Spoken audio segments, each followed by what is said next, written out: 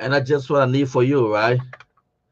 I want you to go share the program. Yeah, share the program tonight. Invite someone. Tell them to join you. So join me now.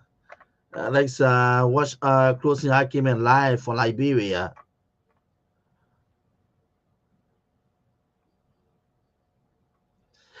So I'm getting signal from our panelists. Oh yeah, I'm getting signal from our panelists already. So I have to do this here. We have to leave our main studio now to join our panelists. I'm getting signal from the guys. Let me see what I can bring it on from my end here. Okay, I'm trying to get it. Yeah.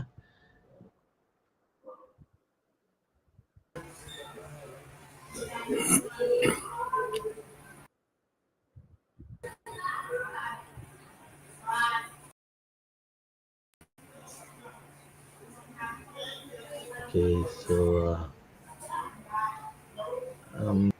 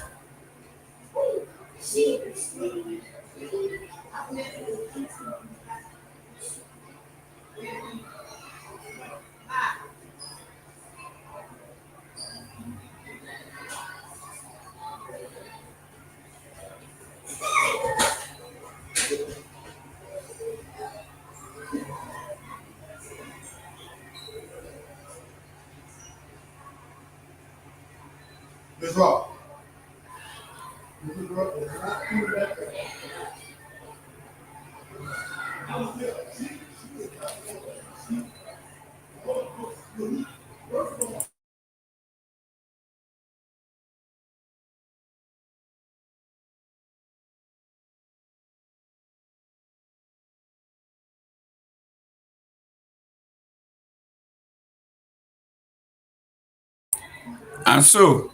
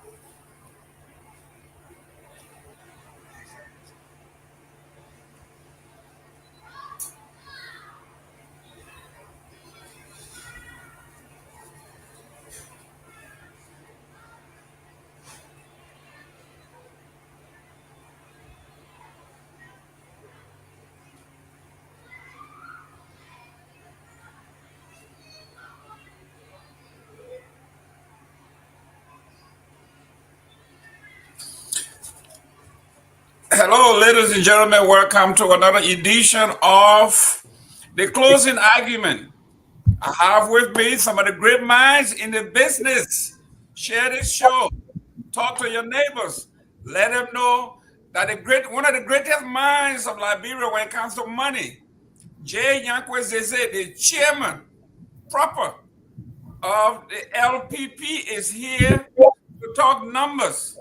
If you like numbers, if you like money, if you like to be accurate on your numbers, this is where you want to be. The next hour is going to be accelerating. To some, It will be boring because you don't like your numbers, you like other stuff, but Mosese is here, a friend, a brother, an academic, highly professional, someone that we cheer for when he made it to the top position in New York. I think he was an auditor there. The gentleman is bright, but also like the chief Victor Nangwe here. Yankwes is an old head in the politics of Liberia. So he brings everything. He was an activist, politician, accounting, economist, you name it, all in one. So without further ado, let me welcome Honorable Zeze. Zeze, how you doing there, sir? Good evening, sir. Thank you very much. I'm trying to survive. Oh, Lord. Now you see, this man from New York City said he's trying to survive. Nobody believes you. Victor Nangwe, welcome to the show. Hey, thank you, Jerome. Mr. Chairman, welcome. It's good to have you here. Thank you, sir. For those of you who have never met Honorable Zeze, this is your first time meeting him. We will be gladly honored to have him introduce himself. Tell us a little bit about yourself. I know everybody knows you, but for those who don't know you, who is Yankwes Zeze? Where he hails from? What is the thinking ideologically? Thank you very much. And to everybody, I say thank you for tuning in to listen to us.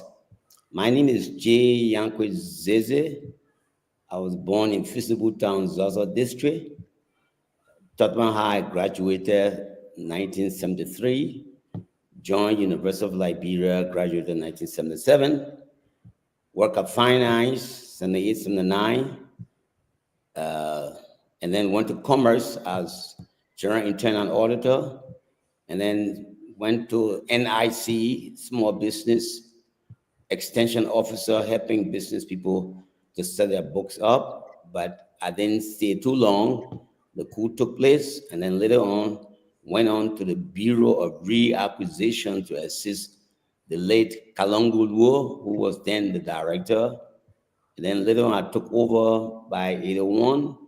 82 July, I left Liberia to pursue further studies. I joined the New School for Social Research, got my master's degree, and then got my CPA. Worked from 1984 to 2016. Retired 2016, November 7, 2016. And then by 2019, I decided to join my colleagues in Liberia to at least resurrect the progressive movement, specifically the Liberian People's Party. Since then, we've been basically trying to address issues. We started talking about the economy and what have you, and we felt that it is what Kwame Nkrumah, and we can see today it is what Ibrahim Traoré is doing in Burkina Faso. You can vote, you can campaign, but if you can't find food on the table, election is meaningless. And now that's what we focus on, to begin to look at the numbers, because many years ago, those who control poor people around the world decided that the best way to control them, and they will not know it, is to stop financing dictators, but rather use the monetary arrangement, and you get the same results. So today, as you can see all around, they give you too much money, fool you, but take it right back, and you get poorer. You ask for more loan, they give it to you, but then they come right back and bring it back to the countries that they belong to. So basically, that's what I've been doing, trying to make sure that we understand the numbers. If we don't understand the numbers, I'm telling you, we just be repeating the same mistakes we're making. So I'm happy tonight you call me. Specifically, when I was saying in the note, I think you got interest in, was that the Millennium Challenge Corporation is holding back 500 million that Honorable Joseph Newman Boakai, the current president of the Republic of Liberia, had hoped to have in his coffers. But now MCC is saying, hold it. We want to look at it clearly to see whether you deserve it. Great. Ladies and gentlemen, let me reintroduce the show. This is great. This is the closing argument. I'm Jerome Gayman. I'm the host here, sitting in for the chairman. With me is our guest of honor, Honorable Nyankwa J. Nyankwa Zeze. He's the chairman of LPP. We're going to delve into LPP, their ideology. From what I understand, they are part of the alliance. We want to find out what is the alliance doing. So let me welcome Honorable Namwe. Here is Honorable Nyankwa Zeze. You know him. You know of his stack. You just went briefly over his biography. Mr. Chairman, let me welcome you again, and thank God that you're here tonight to help us, unpack the numbers. But again, so that we just deconflict this thing. Tell me, you talk about the MCC award, the MCC Compact Award for Liberia being in jeopardy. Could you clarify for us? Is this due to some lack of performance on the part of the government of Liberia, or is this as a result of the global shakeup that the current president of the U.S. is carrying on? We all know about what happened to USAID. What's happened to most of the other programs that the USA sponsors around the world. Mr. Trump is kind of pulling back on most of those. So can you explain to us again what exactly is putting this potential award in jeopardy? Firstly, let me correct one statement made. The Liberian People's Party is not an ally of the Unity Party. We only supported them to win. Since then, we are within the opposition party. If you can remember, we came up with a statement about the 100-day deliverables, and clearly we told people that the honeymoon period was over. We're going to ask the government when they are wrong, we'll tell them. When they are right, we'll commend them. Coming back to MCC, I don't know the specific reasons why MCC is holding back, but I think last year, the Joseph Boakai administration stated that they scored significant number of points against the Trinity, and therefore they will be qualified to receive the 500 million. And many people commended the Boakai administration for doing well, to the extent that the Millennium Challenge Corporation is going to give Liberia 500 million. Until recently, I saw a statement by the finance minister, His Excellency Honorable Augustine Kafuan, that he regrets that MCC is holding back the 500 million. So I don't know the details why, whether it's because of what the Honorable President of the United States of America, Donald Trump, is doing, whether that's the reason, or maybe in my mind, I would think the arrangement by Boakai, the current administration, financially is poor. I will not give them a dime.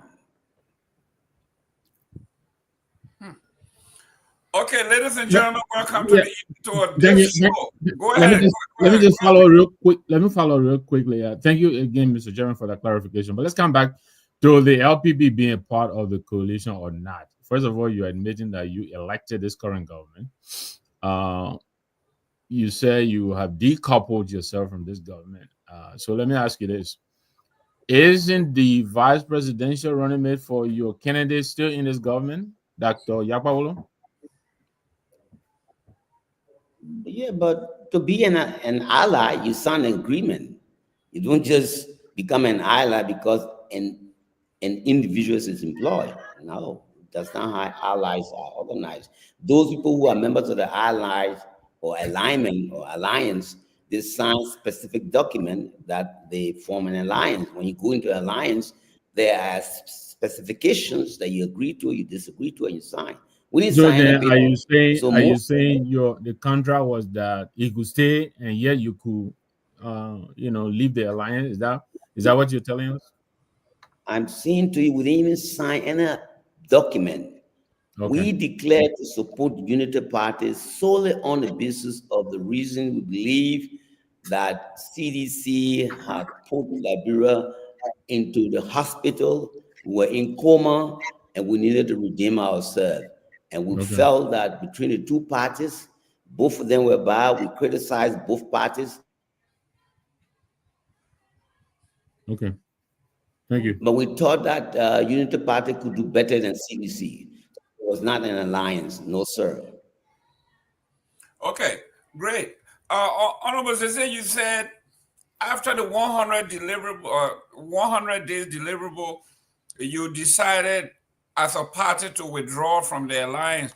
What was the crux of the matter that But caused you after 100 days the promises that Boca made during the campaign. For example, you say he was going to be inclusive. Is he inclusive? No. For example, you say he's going to fight corruption. Is he fighting corruption? No. Look at the issue of the $80,000 withdrawing from NASCOP, National Social Security Corporation. the 500,000 you meant? 80,000, not 500,000, to buy a car. When in fact he was not yet the man in the office. Honorable George Weah was the president until inauguration. He withdrew the money, 80,000, before the inauguration. Look at the inaugural ball. How many thousands of dollars was given to the chairlady? We have not accounted for that. I mean, even look at some of the appointments he made, questionable appointments. You know, look at the yellow machine. We question that. How come, again, if you go to budgetary arrangement, when you are projecting, you project revenue and you project expenses. If at all they have money to purchase the yellow machine, that revenue, whether it's loan or gift, should be included in the budget. Did he do that? No. Look at the terms of gifts. They include the assets as assets to be purchased. So both on the revenue side, you include whether somebody giving us a gift, you record it. When you prepare a budget, the gift, the loan, the actual revenue, all should be included in a revenue section. And then the expensive, whether it's gift or not, those expenses should be listed in the expenditure section. None was done. You cannot say you're fighting corruption and then you're doing that. Look at the Assets Recovery Committee. How come up to now nothing is done? This is almost 1 or 2 years. I mean, we're still talking about Brisha's car. We're still talking about a vehicle that the former police director took with him. I mean, is the Asset Recovery Committee really serious? I don't think so. Then you have the issue of even the war crime court. What are we doing? Why are we still trying to say, look for money here, 2 million here, to say, yes, we're going to help you to move forward? Nothing is happening. You can't prosecute. The audit commission came up with a list of individuals involving corruption. That audit report was published 2024. How come up to now, Buckeye, the administration, the honorable, my uncle, doesn't see a fit to prosecute anybody? And there are 2 important items in that audit report. One, 6 million came from Norway, given to Liberia. According to the audit report, Honorable George Manawia asked the legislature to investigate. They have not. One point. The second point is $181 million US was allocated for agricultural investment. The money is not accounted for. I'm saying to you, there are statute of limitation. If you do not investigate those issues, statute of limitation might kick in, and those allegations. So we're saying to Boka, you are not serious actually to do what you promised the Liberian people to carry out. So you can't be wasting time. We say what? Justice delay is just a denial. Investigation delay is investigation denial. So you see what we're talking about? Is Boycott serious? We don't think so, but we know why. Because we believe that they don't want to fight corruption, they don't want to set precedents, so tomorrow they can be judged by their actions. And therefore, they're going to delay. Statute of limitation will kick in. Then almost everybody that worked within the 12 years, none will be investigated because of statute of limitation. Is that the game plan? I can assume that's the game plan. Delay the investigation. Statute of limitation kicks in. You can't investigate anything about 181 million that was allocated purposefully to produce agricultural activities, whether producing food or wool products or meat or whatever that is. Money was allocated so that people can use it to get involved in production. And then, of course, that will increase employment. Of course, that will reduce the number of children in the streets. Of course, that will reduce burglary. That will reduce, harassment by people who don't see it fit to work very hard, but look for the easiest way, meaning hijacking a bag to go and sell, or having the little children on Ashman Street running behind vehicles with one piece of toilet tissue to sell, or one piece of jar to sell. Why? They don't have jobs. This is the kind of situation we face with. It is serious in Liberia. You can live. Let me ask you, Mr. Chairman, and thank you for speaking to those issues. But I just want to understand, as we we delve into this as we carry on with this discussion. Back in the day when you and I were running party business, that was before presidential candidates, became fashionable. For a very long time, LPP and UPP, we did not feel presidential candidates. In those days, the party chairperson was the big boss, was the executive officer of the party. He spoke on matters, concerning, the well-being of the country whenever the parties disagree with the ruling government. I mean, Gabriel Matthews on our side for a very long time, he was our chief spokesperson. Sometimes, Alfonso Kawa will sign as Secretary General. But today you are the chairman of LPP, and Tiawan Gonglo is the political leader because he is the presidential candidate.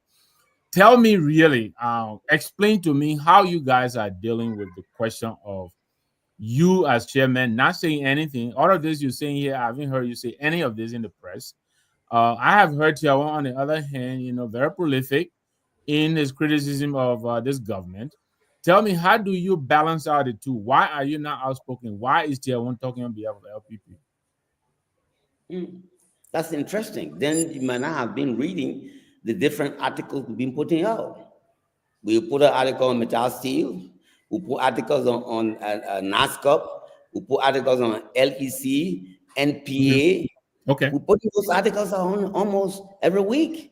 Well, did you put out anything on the? Let me say something to you, sir. What about the debacle at the debacle? The news media at the Capitol building. I mean, that's the most recent issue. Yeah, I think that most of us have been concerned about. Did you guys do anything on that? I know my UPB didn't, so I mean, I'll clear that for you. But did the LPP express any? I come from a tradition. When you have a child in a house, if that child does wrong, the house should be the first to punish that child. Okay. If that child does well, the house should be the last to celebrate and announce the goodwill of that child. So we took the position that what the political leader said, what the former presidential candidate said, was almost accepted by everybody. So did it make a difference if the party came out to repeat the same, or was it to go and denounce him? We said, look, what the lawyer has said, the Supreme Court accepted it. Everybody almost in the news media accepted it. What difference did it make if LPP came out to say and repeat what he said? I didn't think that was necessary. He's a member, former presidential candidate, came out, did his research, and lay out the reasons why he took a position, and everybody fell for it, and repeated it. Should LPP come out and repeat the same thing? We didn't think, that was necessary. I mean, you can have doubts, but we just believe that what he said was accepted by a lot of people, so we said, okay, fine, we just leave it as is. Okay, thank you very much, Chairman. Let's look at some critical issues here. The reason that this particular question is germane to our conversation is because you know the numbers, you know Wall Street very well. Let's look at a few days ago, the administration went on a media blast, full blast, blaze everywhere, that they were receiving $63 million to support budgetary support. And some people that are ducking to the weeds said this is not 100% true. It is not 100% free. There were more numbers hidden in the weed. There were strings attached. You as an expert, CPA, accounting for life, you've been doing auditing and everything else, in the particular New York City, talk to us about this supposedly budgetary support, $63 or $67 million free money. Is it free? Well, the European Union many times sometimes behave differently than the IMF or the World Bank or even the MCC. So usually sometimes like Norway, they give you money and sometimes they give it free. I have not gone into the details, but when a government doesn't give you all the documents, I'm very careful to jump into start looking at documents that I don't have access to. I haven't received the detailed statement as to the reasons behind the budgetary support, whether in fact is loan or whether there are strings attached. I haven't seen anything to suggest that there's a need to do. Well, look, I'm thinking that why should we in fact be insisting that we should begin to get hands up? Why? Why can we, for example, begin to dig gold and increase our net international foreign currency reserve? Why we don't do that? Why are we still begging for money? Look at Burkina Faso. They're saying, no, we're tired because every dime you give us, you punish us 10 times. So we're not going to receive any more hands out. I'm saying I'm not interested in discussing. That's why you saw my article. I'm saying even if it is approved, Mr. President, do 1, 2, 3, 4, 5, 6, 7, 8, 9 in order for Liberia to be independent. I'm not interested in Liberia getting loan. So I don't want to even discuss that.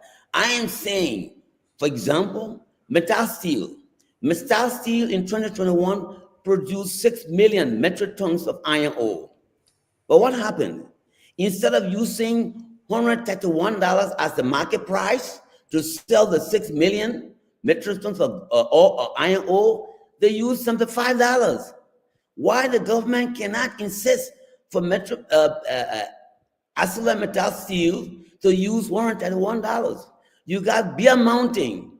They are producing and selling gold. They don't even report the quantity of gold they produce, nor the quantity of gold they sold to Liberia Extractive Initiative Transparency entity. Why not? Why are we doing that?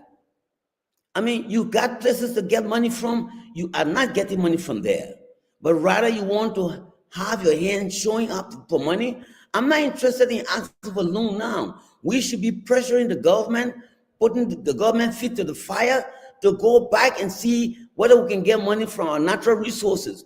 That's what we should be arguing over. Whether in fact we establish 15 we establish farms or agricultural activities in the 15 counties to reduce the unemployment rate in Monrovia. That's what we should be arguing over, not $56 million. What happened to $181 million that's not accounted for? Why can't we investigate that and see? In fact, recently, Nathaniel McGill stated that there were $200 million given by the World Bank for agricultural activities. And the current senator of Bapulu, according to Nathaniel McGill, borrowed or took, I think, $250,000. And then the Bassa senator, Finley, took $75,000. Why can't we begin to insist that those money that was stolen from Liberia be at least partially retrieved and use the money instead of getting more money and being indebted to countries who want to control us? We're never going to get free if we rely on hands up. I'm not interested in discussing getting money from anybody. I'm interested in Liberia making sure they can go down to where they can get the money from without obligations.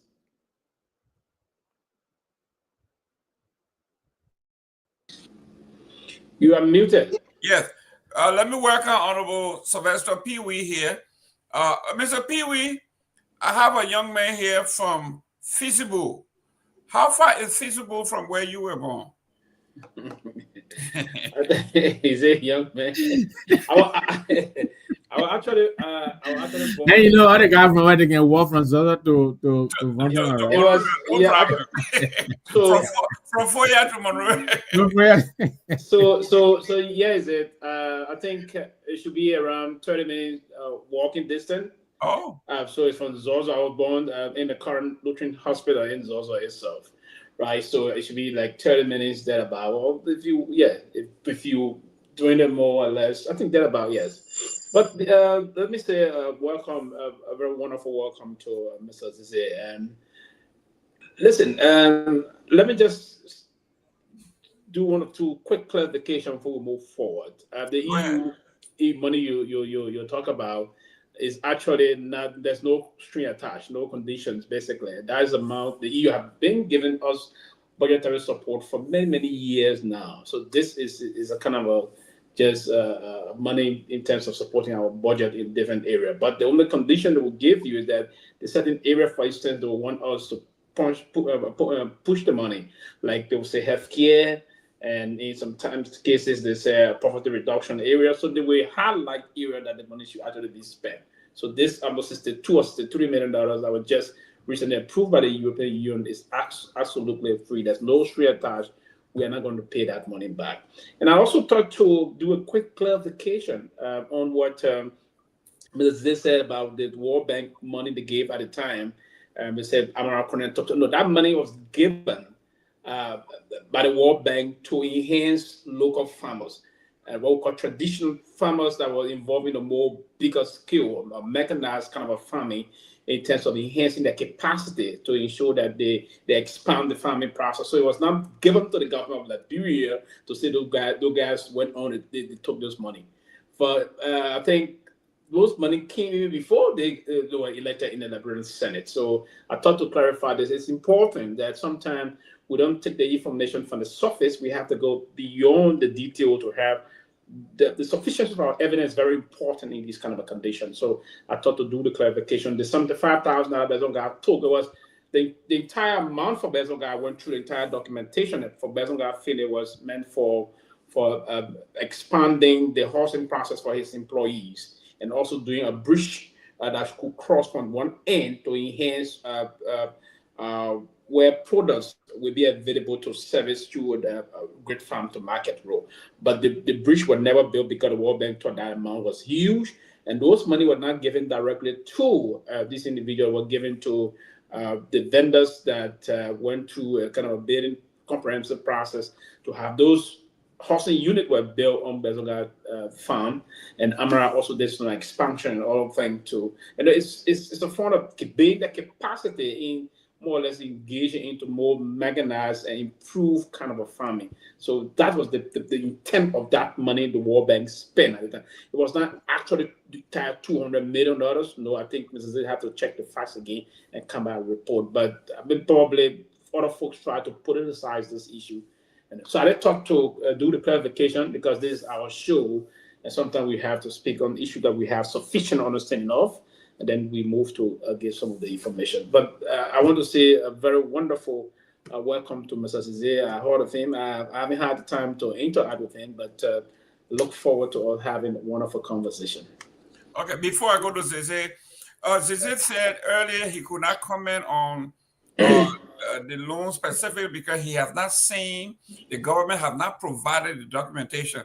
Yeah. And you are saying here that you can categorically say that the money has no strings attached. That means you have access to a document that he or I don't have. No. I've sat in a lot of meetings of the Liberian EU partnership meeting before and all of things. Those grants, when I served as assistant minister at the Ministry of Foreign Affairs, there was a lot of time that we have partnership, the EU-Liberian dialogue. A lot of time I was privileged to, I've said in point in time, serve as a rapporteur in some of these meetings as we went through. So the intent of this money is not, as I said to you, this amount there's no string attached. I'm saying this to you guys, ran through the documentation. There's absolutely no string attached to this money. That was the intent of my clarification. Now, there's other side of what Mr. said. Do I agree with him holistically? Of course, I do agree with him that we have to begin the process of leveraging our resources in for instance, so that we do some progressive and long-lasting investment in the country in terms of infrastructure and the rest of that. Today, I don't know if we're going to discuss that. The president suspended one of the companies that's involved in mining in Bapu in other area. They said they suspended their license today because of some certain thing they've been breaching the mineral development agreement process that have been unfolding in the country. So, of course, these kind of grants, if you were to go to take grant for the World Bank or the IMF, and you go into an IMF program, it got some serious limitation. So we have to access most of that we would use our resources as a kind of a collateral in accessing direct finance and move the country development process forward. I do agree with that perspective, but for this amount coming from the EU, yes, it's no grant. There's a time, of course, we still want to push it. I hope that this government will tap into that. I can remember there was a discussion in Oslo, Norway, that the Norwegian government also committed almost to we have to tap together most of those money. Some came during Madam Salif's time and a little probably ought to come during the we administration, but I'm not sure if much came for the preservation of our forests, right? The Norwegians were to give some money and the big contributing heavily to the EU towards our budgetary support time to time. The European have been very, very much consistent in doing that, in doing those kind of help to our country. So the lot of other money they gave us directly via the forest preservation process, and we need to tap into that to get other money. But where we have to go through an IMF program, go through a particular kind of a World Bank program, what they do have their own conditionalities, and these conditionalities sometimes are very, very much the reason why our development process is very slow. You see, the African Development Bank since 2009 started a roll fund. We stay on that road, we go nowhere. Because different conditions and what have you, it really strain and slow the development process of the country. But yeah, but for this $62 million, there is absolutely no string attached. Great. Honorable Cisse, Yes, comment. Well, firstly, I clearly stated that I didn't accuse the two senators. I said, Senator Nathaniel McGee said, and he was saying, in fact, that the money they took was not used for agricultural purposes, rather they use the money for campaign. And for me, if I'm a government official, and anytime I hear a senior member making some statements, we either ask for clarification to make sure at least the international community does not carry the wrong news. If such statements are made and the government says nothing, then of course you allow individuals to interpret the way they want to interpret it. Mm-hmm. I think that's the point I'm trying to make. No, you're correct. You're correct, Mr. Zide. Absolutely correct. And I thought. And besides that, There are many things they have not done. Look, the former Speaker of the House of Representatives, His Honorable J. Fanati Kofa, is on social media telling every one of us, I have circulated that prior to the 55th legislature, every time they received the budget, they didn't go through it. That's correct. Individuals, members of the legislature went to a hotel and demanded heads of agencies and ministries to go and agree and increase the budgetary amount so they can divide or they get share of it. How come today this president who promised the Liberian people he's going to fight corruption has not asked that question? Is it true? If it is true, can we prosecute people? Why? This is the former Speaker of the House of Representatives is telling people what the EU said, what the American representative said before the election, that the money that was allocated in the budget was not used to develop the country. Rather, they used the money for campaign and different purposes. The ambassador, His Honorable Michael A. McCarthy says so. The European representative said that. And in fact, they concluded that the election didn't have a level playing field, that there was no way there would be free and fair election because the government was stealing money and the campaign of Joseph Newman Boakai was getting money from somewhere else, and the election was not actually free and fair. How come up to now we can't try to find out whether in fact that story is true, so we can lay the fear that in fact we are not doing the wrong thing, we're doing the right thing? That's the complaint we got. We are saying we're not doing enough, and the press is not doing enough as well. You talk about people going to the political leaders. The press people prefer them. Why? Because they're in the limelight. Do they seek out information based on at least the status in terms of this man is a presidential candidate? I, as a journalist, prefer interviewing than going to the chairman of the party. If you call today to go to a radio station, they're going to charge you. If they won't call, he's marketable. So they prefer to hear him than hearing me. Mind you, we put up articles almost every other month. How many of the newspapers are willing to carry it? We have to pay for publication. Well, ladies and gentlemen, welcome to the Thursday. If you're from New Jersey and you saw Victor Nangbe, you saw Honorable Zeze and myself, you would think this is a throwback Thursday because we are from the old school. But that as the May, we have Honorable Pee Wee here who actually works in government. I have never worked in government, never in my life. So he has a more inside experience when it comes to how these things work. Now, Honorable Zeze, let's go to some of the things that you love. Let's look at President Boakai. Is that town hall debt? I think the number you're looking at is like 2.53 billion at the end of 2024. Can you educate us? What does this article say, and what the numbers get into the weed for us? It was interesting because I was representing my party. But because of the participants, I thought it wise not to raise any issue, rather come home, document it, and publish it. The Finance Minister, Honorable Augustine Gafuan, was stating or telling the Liberian people that we're doing fine, we're doing good. But mind you, in the 2024 budget, they have reported they're going to borrow 40 billion, which is like the amount needed to cover the shortfall in revenue. Again, LPP came out and said that number was incorrect because in another document in finance, they were planning to borrow 290 million as debt. And we said, how come Boyka did not include that actual number? He said he reported 40 million. Bingo. What happened at that town hall meeting? The finance minister said our debt was, he said 2.1 billion was the debt when CDC left, when President George Manuel Weah left.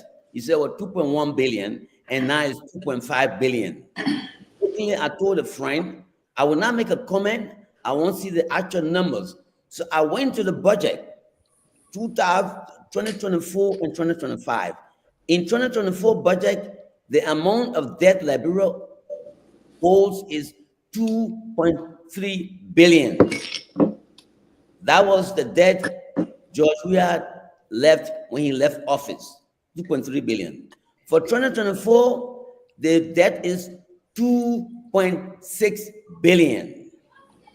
So if you subtract 2.4 billion from 2.6 billion, you end up with 200 million. So how come that finance minister is telling us we're doing well? In fact, they borrow more money than they projected. I just listed what is the rationale when you are projecting. The law says, or the accounting rule says, your error should not be more than 8%. Meaning the projection number minus the actual number, the difference should not be more than 8%. But we over 100%. That's not good for Liberia. People will laugh at us. Let's be real. If we're going to borrow, let's say so. But we're not real. We're putting false numbers. Then, interestingly, on the other side, the other panelists, then of course, Honorable Jala said, I'm doing fine. I'm generating 90% of the projected revenue.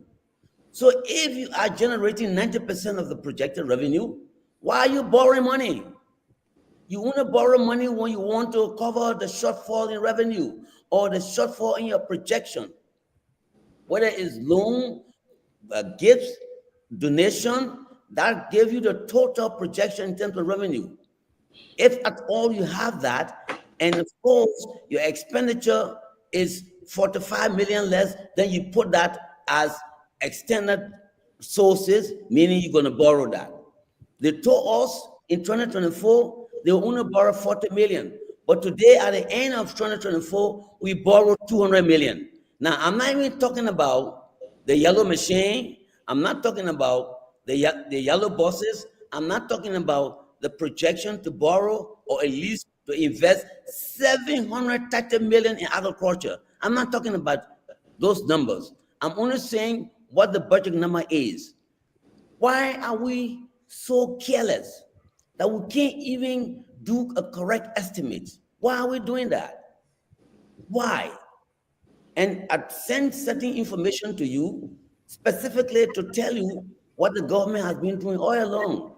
Local Salim Boyka administration, 2006, 2005, 2006, the budget was 80 million.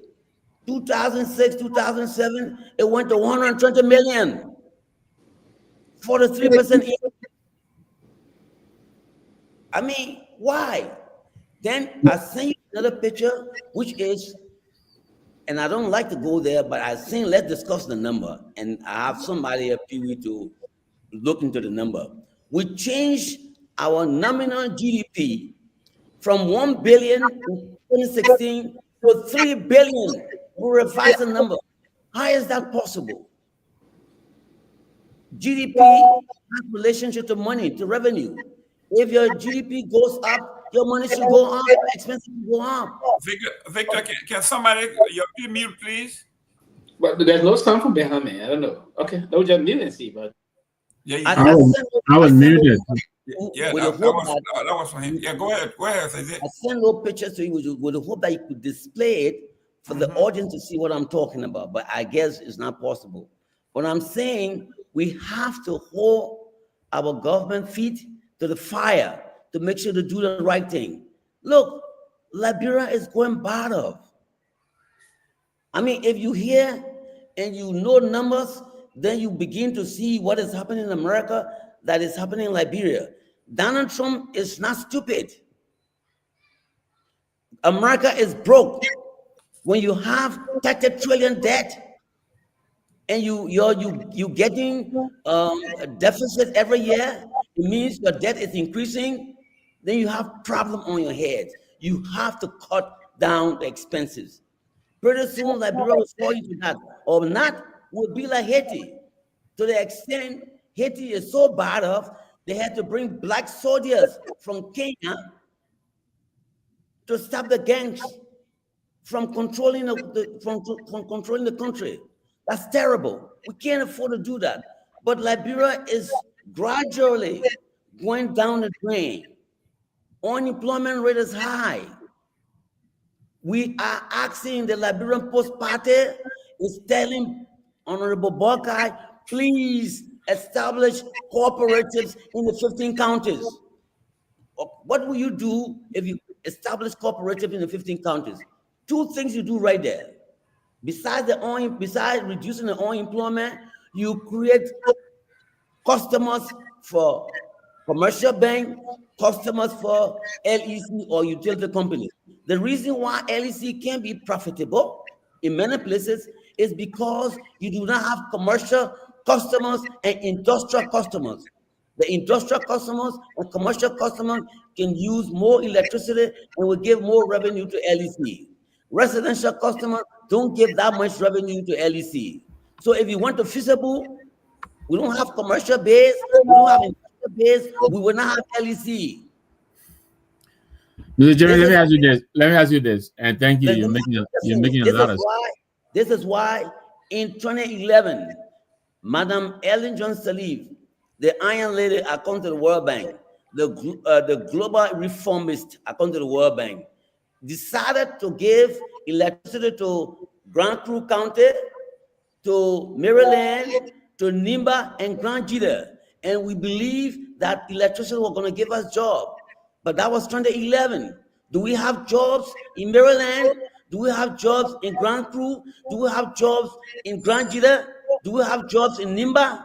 No, sir. And again, we are about to repeat a mistake because the Honorable Vice President of the Republic of Liberia, Jeremiah Coon, is saying electricity is the answer to unemployment. I say no. Because why? Electricity may be in Monrovia, but it will not go to feasible. We don't even have commercial bank in Vanjama. Why? You do not have industrial customers. You don't have commercial customers. You don't have commercial banks in 6 counties. I'll stop there, sir. Thank you. Wow. Mr. Nambe, Yeah. the chairman of the Before you LP. continue, I sense that Chairman Zeze is one of Ellie bigger things. He hated the World Bank. I sense that a little bit, but anyway, I figured.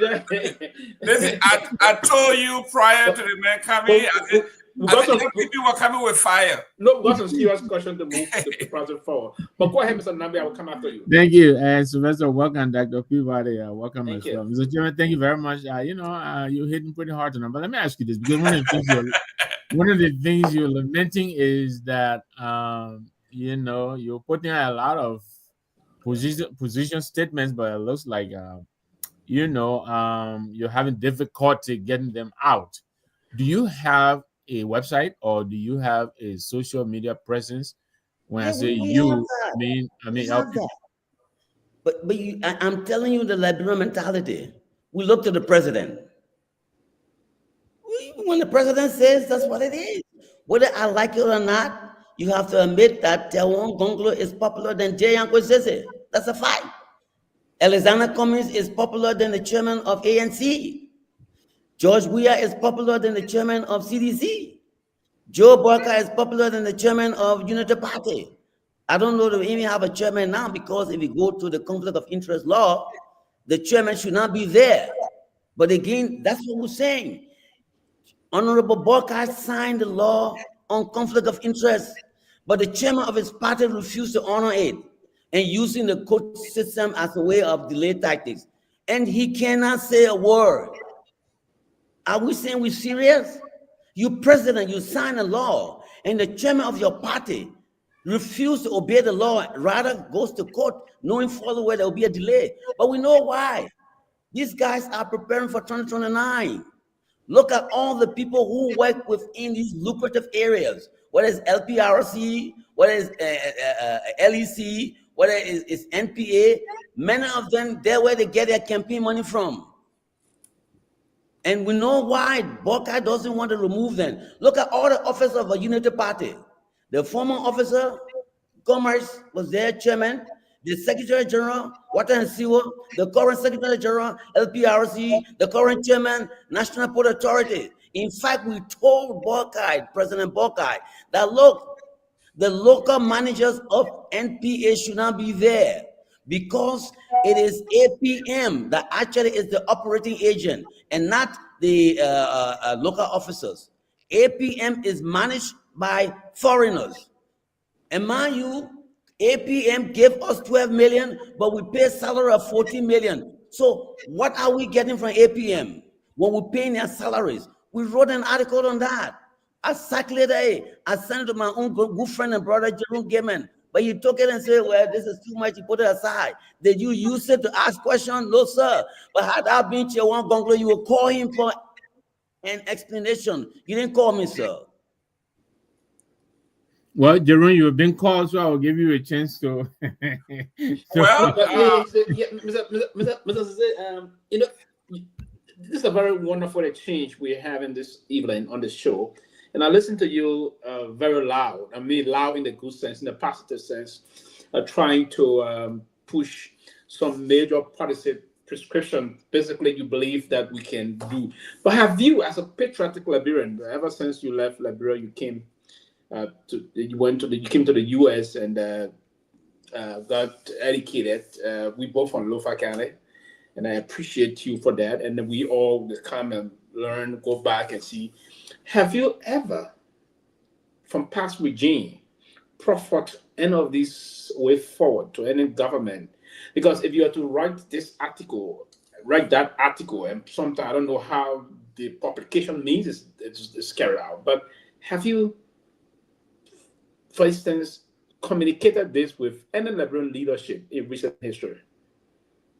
Oh yeah, I can tell you, Dr. Amos Sawyer, may his soul rest in peace. I look at the central bank, especially when it came on the issue of net international reserve. I took before you continue, sir, are you an accountant or economist? I'm a CPA. You are CPA. I am You are just talking about the central bank. That's why I brought this question in quickly. I heard you say about the central bank, so that's the reason why I brought it. So you can go ahead. But you just said something about the central bank, and go ahead. Interestingly, the guy who at the central bank told Milton Weiss that they should not have me as a panelist, or they should not debate with me because I'm just a bookkeeper. But I guess he didn't realize financial statements are analyzed by accountants, not by economists. Yes. Okay. So I look at the central bank. I told the old man, my colleague, senior brother, that look, the government was in trouble. We didn't have money. Mind you, if you go to page Roman number 8, 2009, annual report of the central bank, if you go there, you will see that our reserve increased from 69 million, US 69 million, to 296 million when Bill Jones was the president or governor of the bank, all because of special drawing rights. Special drawing rights like a credit card. That's not money. You don't call it asset. Yes, it gives you privilege to buy, to pay debt, or at least to use as collateral, but you do not list that as an asset on your books. IMF can tell you should do it, but you know why IMF have interest in you making your book to look good? Because they want to make sure you can go borrow more money from them. That's the only way they make money. The World Bank wants you to borrow money so they'll make you look good so you can borrow more money so they can make more interest. If you look at the loan payment schedule for 2019, you will see We'll own the World Bank 18 million, but we'll pay 10 million interest. I circulated on my page. 18 million will pay $10 million interest. Mind you, NASCOP will own 6 million. We didn't pay any interest. The explanation in the note, oh, these were money withheld. But the moment you have money belonging to somebody, you should be computing interest because you owe them. The government did not compute interest on the 6 million that is due to NASCOP. But we have 10 million to be paid to the World Bank. So I'm saying to you, I was telling my old man that, look, we're in trouble. And then what did he do? He said, look, Zeze, I'm tired hearing you. We're going to have you as a panelist. 2017, that was December 17, at the Governor's Commission. I wrote a position paper and I sent it out. I read it. I told them, one, the World Bank was not interested in developing any country. Two, I also told them about the real estate activities in Liberia. Look, if you go to Commerce Ministry, they got a division of what? Price control. But do the employees visit the landlord to see why prices are going up in Monrovia? Do we? Or because most of the owners are people who are themselves ministers or influential people in Liberia? How come the Commerce Ministry is allowing prices to go up in the real estate industry, but is running behind only goods that are imported? So that was one recommendation I made. I also told them, on your central bank book, you have an asset that you should remove, because when you remove the asset, it will put you in a position that lawmakers will think twice before they borrow money. We have, for example, the central bank is reporting that the government of Liberia owes the central bank, and one of the amount included in that money is money that has been set aside that will be lent to the government of Liberia. A custodian, you are just a custodian. The central bank is a custodian of that amount and therefore not an owner. So it cannot say Liberian government owes the central bank that amount of money. I'll show those numbers at the Governance Commission seminar. I told them you have to address it. Have they addressed it? No. I also told them in that seminar the need to increase their net international reserve by digging gold and adding it to our foreign reserve. If we did that, then maybe we don't have to borrow money because we can sell the gold. I recommended that. We also in that particular meeting, I told them the purpose of food. In fact, I can tell you, I told Dr. Willicody, my colleague, I said, look, I will not embarrass you, but the next time you call me for a panel discussion or conference and I don't see African food, you are importing food from Donald Trump, I'm gonna make noise to the extent that you guys will be embarrassed. You cannot call a conference in Liberia, but you stay using food that being imported: eggs, chicken feet, chicken wing, no edo, no potato, no cassava. What if we begin to insist that our seminars, our government officials, the patients in the hospital, the students at the school, the prison inmates begin to eat the cassava, the yam, the potato? You will increase the demand. And then, of course, the supply will increase. What you do there, then you're going to have massive scale of investment in the production of cassava, yam, fufu. Why can't we do that? I said that at that meeting. Yes, sir, I have done so. Ladies and gentlemen, welcome to this edition, the Thursday edition of The Closing Argument. We are on fire. You don't say I didn't warn you. I pre-warned you. I told you that Yankwe Zeze will come in. Honorable Zeze, I just received a call. I think you saw me on the phone. It was an actual executive from the Port Authority. They want to know, who are you? Because the number you gave, about $14 million on the way, but they say it's exactly on the money. They're asking me where, how you got an internal memo, how you got that number. So yes, somebody is saying that the numbers you quoted, that we got 16 million and we spent $14 million. We got 12 million. Huh? 12 million from 12 million from APM. That's correct. He said you are correct. That's the exact number. The wage bill is high, 12 million. That's correct. That's exactly right. So at least government officials, even though anonymous, but they are admitting that your number is dead on, and they want me to know where you got our number, how you got our number, because it's an inside source. But I'm going to leave it there. Mr. Pee Wee, I can tell you, go in the budget. If you go to the budget, you almost go to page 456 or 500. You will see state-owned entities, and I have the summary of all the state-owned entities, revenue, expenditure from, I think, 2-3 years of schedule. You go down the line, and then you'll see each particular state-owned entity. By the way, the NPA, we have sent letters to them on 2 occasions. There's a law in the Freedom of Information Act published enacted in 2010 that all state-owned entities are required to publish, not file, but publish their audited financial statement. They are not doing it. We have sent 2 letters there. We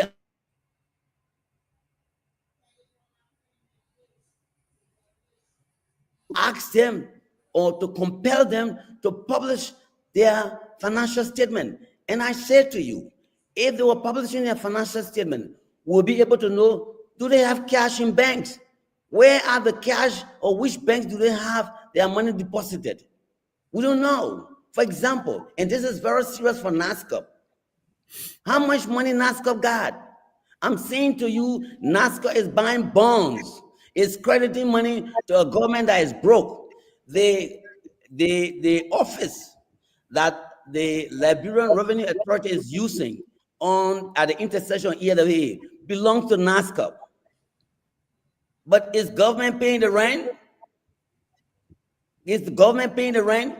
Go to LRA, audit the financial statement. The years I audited, they were owing NASCOP for 2 years. They didn't pay. So how can a government that own you collecting money can't send it to you? You end up buying. Why buy bonds from the government of Liberia when they can't even pay their wages? The money for NASCOP is the money, 2 sets of money. Uh-oh.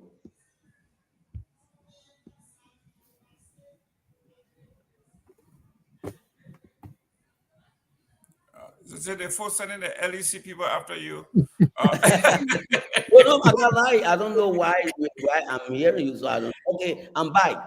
Okay. I'm saying to you, yeah, NASCOP should not be playing with the people's retirement money. But I'm sorry, Bokai, Honorable Bokai started it. He took 80,000 to buy cars, for the inauguration. Why? I mean, if you say you broke, you want to set example. Will you go to the pension fund? That entity does not belong to the government. It belongs to the employees, the retirees. That money. Let me push Mr. Sise a little bit. Ask this very important question. I need to gauge your thought on this.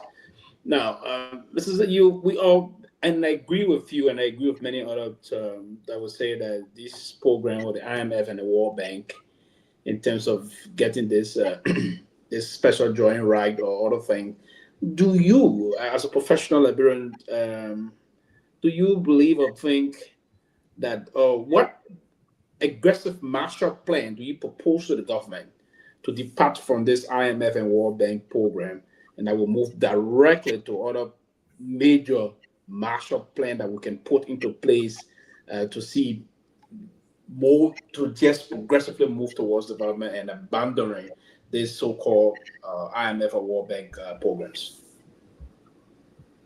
I will not preach, and our party did not preach, so I can't say that here, that we should abandon the World Bank or the IMF. What our party preach and is in our proposal is in our Do platform. you think the IMF and World Bank program will take off? They will take off on this problem? Why can't you develop? No, I'm saying to you, start on a lower scale. Okay. Should I continue? No, I was trying to say this to you. Because we are saying... Yeah, let's go. What did LPP say? Go ahead. Go ahead. LPP is saying, let's start first by investing in the different counties. Let's declare war on hunger. How do you do that? How do you do that? Establish 15, cooperatives in the 15 counties. Deploy the military to get involved in making farm. Deploy the military, and most of the children who are in the streets don't have jobs. To do those. How do you deploy the resources? Where the resources going to come from? Because these are, I believe, these are mechanized. These are industrial kind of a farming, big scale mechanized. But I'm saying, well, if you farm cooperatives, you don't have to have that huge mechanized to the extent, like for example, the Lufa project that was financed by Gaddafi, where you have all of these huge. That was a $30 million investment. $30 million. Yeah, I know, but I'm saying you don't have to go that far. You can look. We had cooperatives doing Bokata in Vonjama. So why can't we start with that? Doing Bokata or doing Dota? Well, when I say Bokata, he was one of the managers at LPSDC in Ilufa County. Okay. You're right, it's Dota. Yes. Yeah. We're saying. Yeah, it was Samuel Dota. He served there. It was Jeremiah Toure. Then he came as LPMC managing director. It was during the Samuel Doe era. But yeah, what I'm saying here is, at the time there was needs to finance to facilitate some of these things. We had a agricultural development, the agricultural bank, right?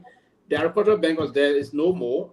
And then so what needs can we also? I'm trying to seek a professional input for you. Outside of borrowing from these big multilateral institutions, what can we do in leveraging our own resources in building the wealth creation of the country, the agricultural sector? The Maputo document dealt with that the government should appropriate 15% or at least 10% or 12% of the budget strictly for agriculture. Did we do that? We appropriate only 6 million or 5 million. Maputo document that we signed. This is the way to move from poverty to economic emancipation. So why don't we appropriate that which we signed for, that is in the document, stipulated that we should put aside 10% or 15%? Why can we follow that? I'm saying to you, LPP is saying, don't do anything to rock the boat with the World Bank and IMF. We all know Liberian people love America. So you don't want to go that route. What do? Start on a lower scale. Get interested and invest in farming, producing wood products. Why we can't? Look, we are importing chairs for students. You want to tell me we can't make chairs in Liberia? Can we make chairs? We can make chairs. So you start with that. If you start with that, we have coffee and cocoa. Can we invest in cocoa and coffee? Can we have weave to make clothes? Can we say, for example, we're going to invest in boats to at least get more fish from the waters, the Atlantic Ocean? Can we do that? Can we have a storage facility to store our fish, our meat, so that at least we'll be able to market them? Can we do that? We don't have to drop the World Bank, the IMF away. We can do those things. Those are not too costly. If you got $800 million budget, you can get, if we appropriate $150 million, for example, at least to agriculture, you will be starting. If you took 10 years to invest $150 million, you will move forward. Don't touch the IMF, don't touch the World Bank. Do minor things that you can move forward with. Thank you. Peabody, you are back. Listen, man, we are getting education here. We are getting the numbers. I mean, some of the things that I've never heard about, but are damning. And hopefully he's at home. You better lock your gate. Peabody, any question or any concerns, any information? My question here is, it's a little different. I wanted to ask one about Yangwes to say, have you ever worked in government before? Yes, the moment I graduated from LU, we were like 4 or 5 that took tests at finance ministry, including Perez Zulu, former finance minister, were employed at finance in the cash management section. and then I left. I went to Commerce as general internal auditor, and then moved over to NIC, a small business with due missing. And then when the coup took place, I went as assistant director to Kalungulu, who was the director for reacquisition, and then got promoted by 1982. I said, no, if you begin to kill, I cannot be part of this government. I left. I was in the United States January 13, 1983. So yes, I work for government. Okay, my question, well, because you coming out with some very salient point here, but I'm wondering, what have you had all these? I'm wondering, what have you been hiding all these beautiful ideas for government? You know, why have you not come up all these years and try to put it out there so that people could have seen your vision? Because I'm following the trading. A lot of people are saying, yeah, beautiful idea, excellent point. But I wonder where you've been all these years. Why you have been so quiet all these years? I'm not too sure. I've been quiet. On the Perspective, our publishing article every month. On the Perspective, you see that. No, man, the things we've been publishing, we haven't been seeing, and that's the point we're making. And that's why I was asking you whether you have a website or you have a social media presence. But let me ask you this. I don't know whether Dr. Peabody wants to follow. Welcome, Grace. Thanks for joining. Yeah, go ahead. Yeah, thank you. There is a protest gathering for July 17, Mr. Chairman, and you are a part of the opposition. You said you're no more a part. You're not in the UP Alliance anymore. So are you going to be a part of this protest? We are having a meeting tomorrow, the National Executive Committee of the Liberian People's Party. That issue will be discussed, sir. I see. Good. Considering, let's assume that your answer at tomorrow's meeting is going to be go ahead. What are some of the issues you're bringing to the protest? I can't discuss that because I will be preempting what my colleagues will discuss. So, I mean, you're getting too diplomatic. All right, I'll leave it at tomorrow. You're going to come back here again. He's an institutionalist. That's what institutions do. Okay. Institutions. Are you a spokesperson? No, I'm telling you because institutions we have hierarchy. They got chain of command. No, man, you the host. Listen, you hosting. You're not a spokesperson. Listen, I'm not a spokesman. I'm just telling you. I can't have one. Chris, welcome. We have here with us Honorable Nyankwe Zeze, a financial expert. He's an auditor. Worked for the state of New York. Retired. For those of you who think he's looking for a job, this man got some of the most general retirement that you can ever find in this country. This guy, this man. So, and he's spokesman. So, brother, I was giving a spokesman. Yeah, I'm a spokesman. Grace, go ahead. Any question? He's wrong on that one there. Hopefully, you've been following. No, that spokesman thing is very controversial. You know that, Sylvester. Let's not go there. On this platform.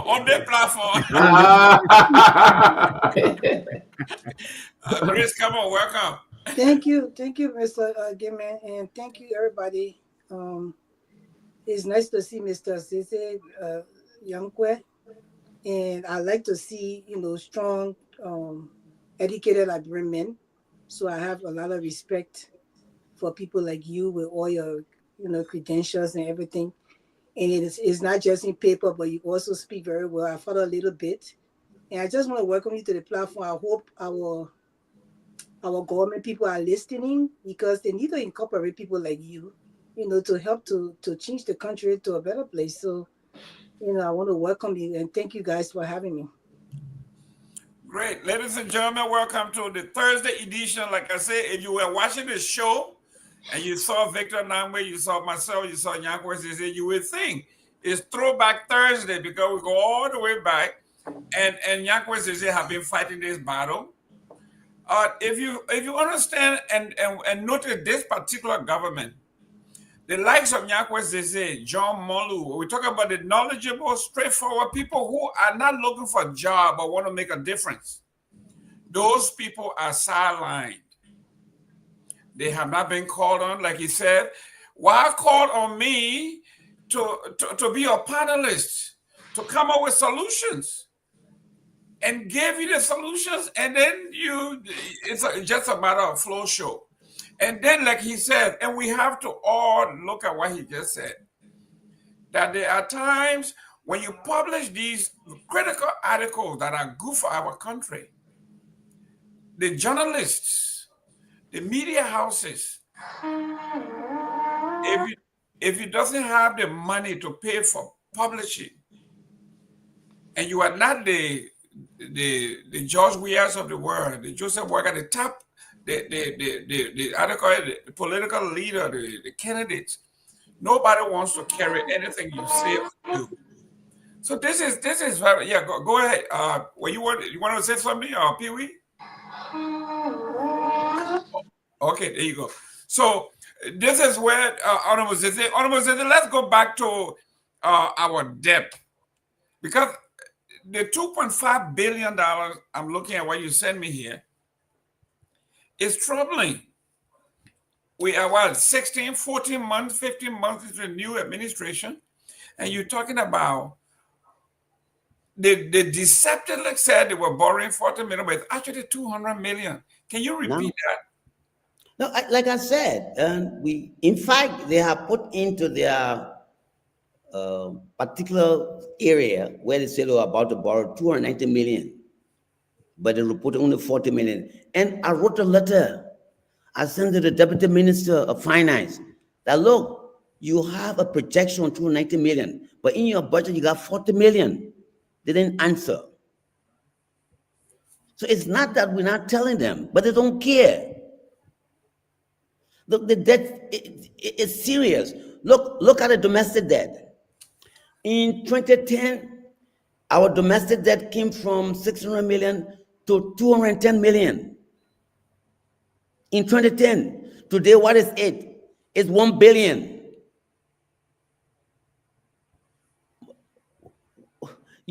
Domestic debt is 1 billion. Why?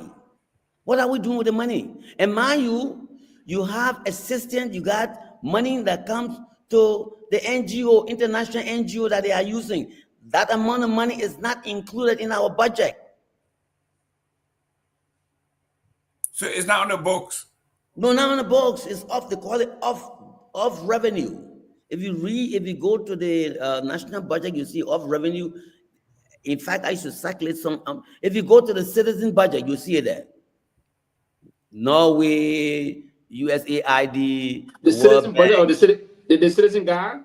Yeah, the citizen guide. Go there. Okay. If you go there, you see. No. I got a copy of that already, because that's how you understand the structure of it.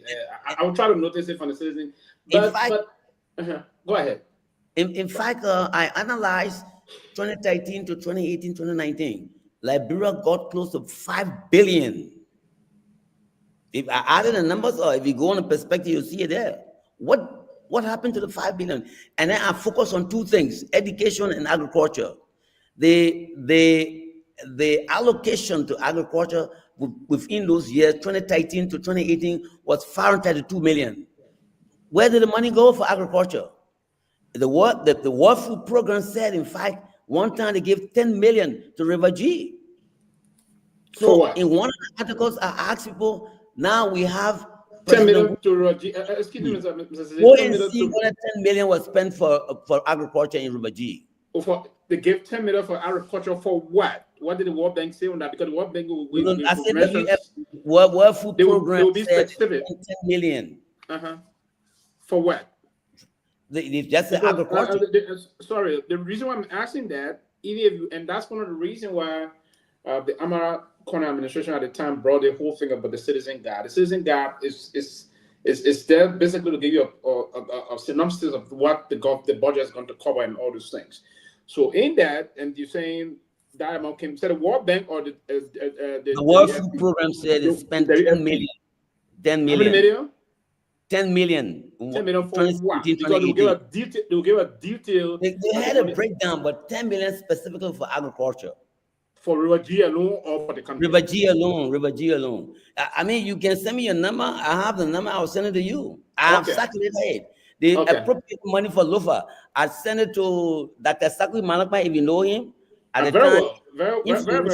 In the Federation, I told him, raise the issue with the people of Lofa.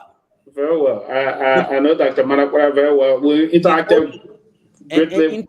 Interestingly, with some of the things I've circulated, go to the 2019, 2020, UNESCO, go to their report, UNICEF precisely, not UNESCO. You go see Grand Juliet County. On trained teachers, 79.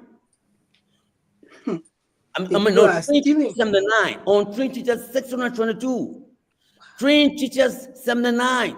On trained teachers, 622. Grand Juliet. Which of the years that? 2019, 2020. Go to the UNICEF. Yeah, 2019, 2020. Yes, UNICEF trained 79 teachers with the package amount of 288,000. But the untrained process came from where they said they were going to push money into the Ministry of Education to the instructional aspect so that they can enhance the KRTTR and that of the ZRTTR. So these two institutions, but they were trying to decentralize it. That is correct on the serious, the institutions. But the problem where we got this the challenge here, and I hope this new government and Mr. Zell, I look forward to having some exchange with you, and I will contact Gamen. I will exchange some issues also that we put forward for you to see. But that issue also came from the level of the government own slow process in enhancing these institutions that should capacitate teachers. For instance, the KRTTR and now the ZRTTR. We also have the in most of those areas, it's slowed down a lot. And that's one of the reasons the Eric Johnson study government even started staffing process. I think we have the government, I don't know if they continue that, from the teachers' college from the University of Liberia. If you were to take on courses in the teacher college, particularly you're going to get $100 staffing as a student throughout your process so you can graduate. Because we have serious deficit in terms of our human resource capacity vis-a-vis ready to teachers. So that report you citing there for 2019 is actually correct. But what we need to counter check now is the $10 million specifically for Chief, I'm pleading with you. You sound like somebody who might be close to the government. No, I'm not close to the government, but I sound like someone, put it this way, I sound like someone that is knowledgeable of governance. That's how I want you to put it. I'm sorry if you think you know. No, there's no problem. There's no problem. Someone that is knowledgeable. I know the president very well. It's all right. I uncle the president. These are all nephews. Oh, say real quick. Today is a nephew. Yeah, that's what I'm saying. It's a nephew thing here. Let's go to the next topic here. That I know you sent me a lot of them, but let's go to ArcelorMittal Steel. Because that one is another one. Talk to us about ArcelorMittal, our government, our responsibility. What are they paying us? Are they paying us right? What's going on with ArcelorMittal? The 2010 Mineral Development Agreement clearly states that minimum share ownership, it should be 10%, whether the government gave a dime or not. 10%. In the ArcelorMittal Steel Agreement, we had 30%. Now, so that's why I was so annoyed when I heard that the Liberian Revenue Authority honored Metal Steel for paying the highest tax. I called somebody that I know. I said, taxation, they got different kind of taxation. Withholding tax, payroll withholding tax is not a tax that represents productivity. The government is getting its share of investment in the employees. Most of the taxes of Metal Steel and Beer Mountain are nothing but withholding taxes. But we give them certificate. The mandatory contribution of $3 million that Metal Steel should give it to Nimba, Bong, and Bassa. I sent one to you. See there, the total was $236 million in 2017, 2018. Not even $1 million. It was Beer Mountain that gave $1 million. Beer Mountain 2019, 2020, they didn't even disclose. I posted that page on my Facebook page. They didn't even disclose the quantity of gold they produced, nor the quantity of gold they sold. And LEITI complained about that. Liberia Extractive Industry Transparency Initiative complained that they didn't get a report, they didn't get record from Beer Mountain. But Beer Mountain, interestingly, the IMF subsidiary, the finance company, international finance company, was a shareholder of Beer Mountain in 2016, when Beer Mountain polluted the drinking water of the people in Cape Mount. It is saying IFC, international finance company, that will be a shareholder in LEC and Water and Sewer. When you hear about government partnership, that's what you're talking about. LEC, you are a shareholder. I wrote an article that, look, in Great Britain, the water and sewer system, the moment investment took over, it became very expensive. Because the shareholder were interested in profit, not the deliverer of water, none the employees. So we're going to have the same with LEC. We are rushing to have lights where? Right now, we're talking about Bassa. Have you gone to Bassa, Jerome, please? Please. Never heard of Bassa before. But I know you were there, so I just joking. So. I'm saying to you, we go to Lag, we visit the Lag, we campaign around there. People are not going to school. Riverside, you got 3 concessionaires in Riverside. You got only 1, I think 2 high schools in Riverside County. How are we going to develop when we can't build schools?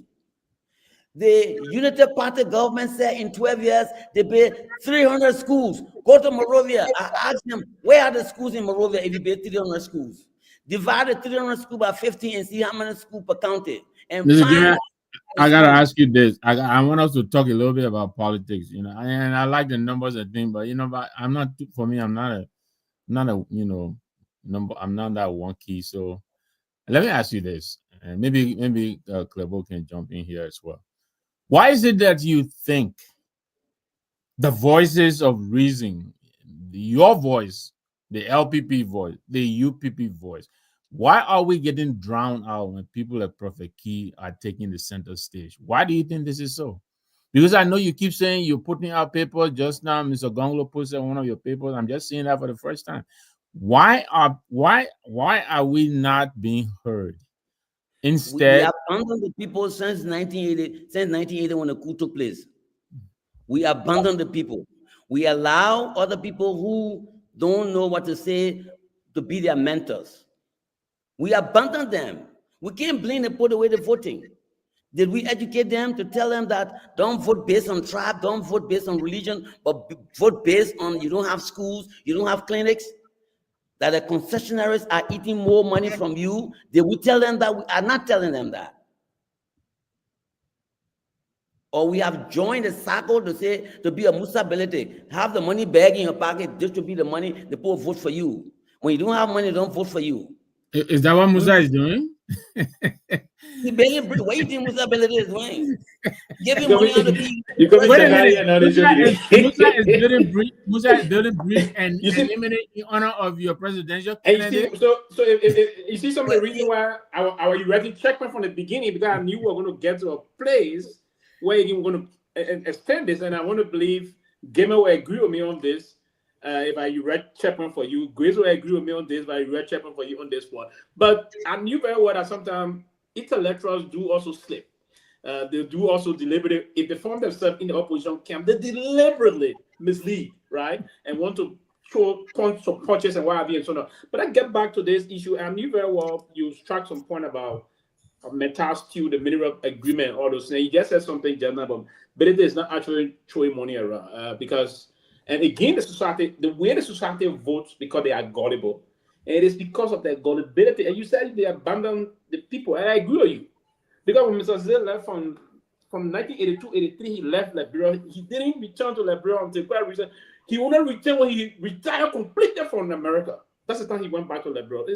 So part of that also is some of the reason why you are not being heard today. No one want to take you serious. Going to say, "Oh, no man, abandon us when they spend all the levy in America." It may sound somehow comical, but it's serious. And I like what you did just now. It's honorable on your part to say we abandon the people. It's part of the reason why the people today are so dogmatic in terms of the reasoning and the way they pattern their voting issue. But let me take you back and say this to you, Mrs. Zay. I know you are honest, man, and traditionally we all got the same traditional training. We don't mislead. And so I would love for you to probably, maybe you retract the statement, but for you coming making a holistic statement, many of you may have seen that someone is throwing money around, and that's not the case. I will hope you retract that statement that Mr. Ability is doing this. That is not actually true. And people like you should not be disseminating those kind of information. I just thought to say this to you. So Mr. Ability got elected in a terrain that is difficult.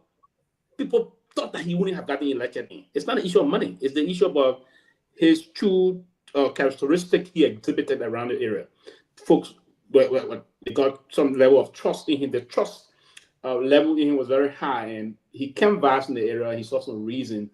And now listen, being an honest businessman and share it, like Bill Gates saying the next 20 plus years he's going to be giving almost 200 billion. And after that process, he will be left with 1% of his worth. So is Bill Gates throwing money around? No. He's not doing. He's helping the poor. He's helping those that need. And part of the 200 billion he's going to be spending for the next 20 years, bulk of those money going to be going to Africa. So are we going to say he's throwing money around? No, Mr. Ability is doing that to help those that are destitute. And Mr. Cisse, I will hope. No, I just wanted to clean this one. But let me take you back quickly to this Metasteel issue you just spoke of. It is true, Metasteel, NRA did honor Metasteel because they are honest taxpayer in terms of the revenue. The Liberian Senate even commended the NRA on saying Metasteel been paying relatively. And do you? I mean, you did not mention in your article that Metasteel also had this huge plan of expanding their operational activities in the country. Did you mention that? We were focusing on 2021, sir. But we focused our article on 2021. That's the time they sold it $6 million and used some of the $5. Yeah, 2021. So yeah, but in that, I thought you would have also reminded the folk as to where Metasteel operational is currently. I think that was intellectually dishonest on your part to just focus on 2021 and not saying what is currently unfolding in terms of and the reason because the LRA reason of honoring Metasteel is based on what Metasteel is currently giving to the Liberian government. So if you do analysis back in 2021 and trying to knowingly or blatantly avoid 2025 or 2024, I think that would be you may be a little bit intellectually dishonest. So I thought it was that you put into place. Thank you very much for saying all of these areas. But you can go ahead, sir. I just thought to clarify those areas, particularly to say somebody is throwing money around. That is not also true. But you can go ahead, Chief. Thank you. Let me deal with Metasteel. I'm going to Ability. We look at numbers, all right? So the projection Metasteel held that they will be expanding, they will be producing 20 million metric tons of iron ore. That's a projection. You want for me to say, okay, because they're making projection, does that mean they're going to pay the fair taxes? Up to today's date, the selling price for metric for iron ore was $131. Why they use them the $5? Should I assume that they will use the correct number, 2025? I will not assume that. Even if the production increases, does that mean that revenue for government is going to increase? What happened to the mandatory contribution they're supposed to make? Why are they not making it? Where's the income tax? Mind you, the parent company was generating close to they pay dividend 3 billion, 4 billion. Where's our share of dividend of that amount? The total production for the parent company was around 46 million. And Liberia produced 6 million. I know it's not iron ore that makes the entire product that it sells, but it's a significant raw material that is used in producing the goods that they sell. So how come we're not even getting reasonable profit of the 4 billion they divided in dividend in 2021? Why? Where's our share of dividend? Go through the report of LERTR and see whether there's any trace of revenue to dividend from Metal Steel. There's none. Look at the income tax. What is our share of income that was earned? Which report from LERTI are you talking about? Which year are you referencing? Go to 2021, 2022, 2020, go from 2016 all the way to 2021 and see Metal Steel and see. You are telling me if I look at the past. I agree with going back. I thought we would started doing an assessment with this administration currently and start looking for some. This administration is the one that owns Metal Steel. Yes, sir. Yes. But this administration is the one that said Metal Steel was the highest taxpayer. Yes, because of what they experienced. The revenue generation process. What did they pay the tax on? Was the tax pay on dividend? The domestic was the tax on income or payroll taxes? The domestic revenue based on this administration did they fairly well. So they try to project that. What I'm saying to you, we should leave a little bit from 2021 and focus on 2024. And this period to give them the certificate of honor. I'm saying to you throughout the years, the 2025 tax return is not filed. I cannot comment on that, sir. I comment on the years that are filed. You're talking about 2024. Yeah, 2024. Mm-hmm. I don't think you mean the 2024. I'm not sure. Maybe it's filed now, but yeah, it is. It is. But let move on. Let move on. Now let's you saying by saying this man putting money aside. Where this platform of Musa Balede he used in district number 7 to be elected, what did he do? Most of the elections in Liberia is about trucking people. It's about bribing. Show me one election. Show me the people out there besides those of us who didn't have money. And again, Mr. Cesar, you would bear with me and you agree with me honestly that you are misleading. You don't have no facts that he trucking about it. It is on the basis of assumption. You are assuming that he trucked people. That's what I'm saying. Before the elections, he campaigned. This man generated 22 million within 20 years. 32 million in 5. 32 million within 20 years. This man generated 32 million within 20 years. Yeah, go ahead. I'm listening to you. Okay. So you telling me, and it's because of his advocacy. But listen. By him, Mr. Cesar, by him doing an honest business, he invested as a businessman. Come here, woman. He invested as a businessman. It is expected in business when we invest is about profitability. We invest to make profit. So yes, making those amount of money does not mean he's going to throw it around. So what he did was he reasonably, and as anyone who want to do and help the people, there are folks in his district that need certain. The district is basically bankrupt. There's a huge infrastructure deficit in a lot of part of our country. We backward in terms of infrastructure, where in terms of moving in and helping the folks in the county and in other part of the country to help them does not mean throwing money around. But he canvassed in the area. Listen, our democracy call for is a pluralistic democracy where people will have to go through political contestation. And he went in and canvassed with the members that are residing in the constituency. He didn't truck nobody. I challenge you, Mr. Zé, to give me one proof that he's talking about it. He won the election. He won the election. 1 minute, Gideon. He won the elections from those that are resident. Now, listen, the domiciliation clause of our election process is clear. So you will have to understand those that are domiciled in the district are the people that he canvassed among. And he won the elections on the basis of those that are currently domiciled in the district. So we have to take it back to the domiciliation clause so you have a fair appreciation as to what's the process and how we go about those things. But Mr. Bedete is not only a businessman, he's a politician also. He do understand how to navigate his way through the process and to get votes. And he's not one of these new politicians. He worked with Dr. Amos Claudia Sawyer. He worked with Madam Salih. Madam Salih even vouched on his behalf as he was one of those very successful and very smart political person we have around the country.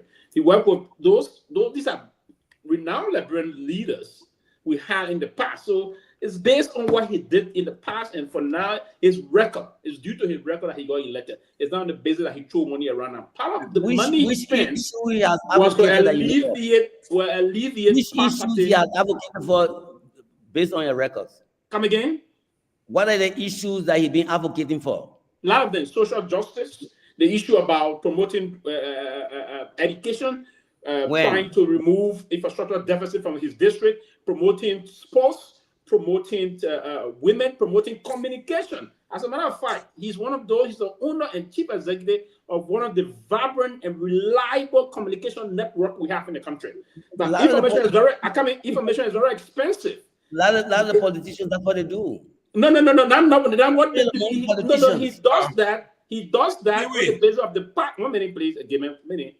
I want your friend and brother to get a fair appreciation of who Mr. Ability is. He does that on the basis of the love he got from the country. He does that on the basis of what he sees the country. So listen, yesterday he was a very underprivileged person himself. So for his thought process, he navigated through the crack of society, invested his money wisely. Especially society that is spoiled. No, the society that all of us he didn't spoil society. I didn't say that's why he's trying to help society. That's why he's trying to help rebuild the society. That's why he didn't run. I come in 1 minute, give me please. That's why he's trying to not leave from the society. He didn't escape like you. You did. You spent all of your life, abandoned the country, but you only returned to Liberia after your retirement. You only returned to Liberia after your retirement. That is selfish on your part. He didn't do that. He remained in Liberia, invested in Liberia, and that's why he's helping millions of Liberians, thousands of Liberians, both in his constituents and other parts of the country. He didn't stop there. He created means for people to be informed. Now, listen, part of the process to be a good soldier is for you to soldier on with your people as a struggle, with your lieutenants as a struggle. You don't abandon your lieutenants on the battleground. He didn't do that. He didn't escape. He's not an escapee. He's one of those that remain in the country, learn in the country, and contribute towards the forward march of the country. He's a productive agent. And that agent is part of the reason why he got elected. Now, listen, the people, I understand why you're trying to attack Mr. Ability from the opposition camp, because he's trying to bury your popularity currently. You're struggling behind it, saying way back. So the best thing to do now is to come after him as the new political leader on the block. He's just the new the new hero. So we say, okay, the way forward is to attack him. But listen, he's one of those that the brand need now. And I think he's going to do that. You can go ahead. Honorable Zeze, let me ask you one question. Is Tiawan Gonglo an honest man? Yeah. Okay. I'm saying this to say, you want to ask me the same question to him, Mr. Ability is an honest man? No. I'm not. I'm just coming. Okay. Few months ago, you can't compare Ability listen, honest man. Listen. Few months. It's June passing July. No comparison. Few months ago, listen. Few months ago, Honorability was dedicating a bridge in honor, named after Mr. Gonglo. Gonglo attended and attested to that event, being one of the best and wonderful things that have ever happened in Nimba County that will bridge Nimba and Bong. Are you telling me that your political leader, the presidential candidate, the most honest man, will attend an event that is mild, that is like you said, unjust? Are you saying to us here that your political leader, the arrowhead of the LPP, accepted bribe or accepted a political largesse from a sport, quote unquote, our spoiled society? Recognition associated with name, is that corruption? Oh, I'm asking you. In America, in America, anyway, people can help me here. Anybody who accepts stolen goods. So are we saying anybody who's corrupt, you can't sit down at the table and eat with them? No. Let me accept stolen property. Yeah, the breach is not for him. Let me say this. He's not going to make money from the breach. You're trying to split hair now. Let me say this quickly. When they broke the ground for this breach, when it was announced that we're going to be named after Councillor Gonglo, he wrote a very great piece about that, right? And he referred to Mr. Ability as a very honest man that struggled to make his money. I was proud, and that is noted in his comment.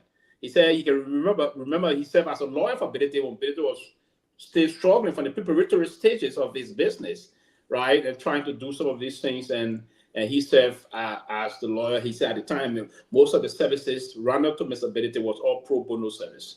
Pro bono. He admitted that. Mr. Ability alluded to that by affirming whatsoever the councillor said.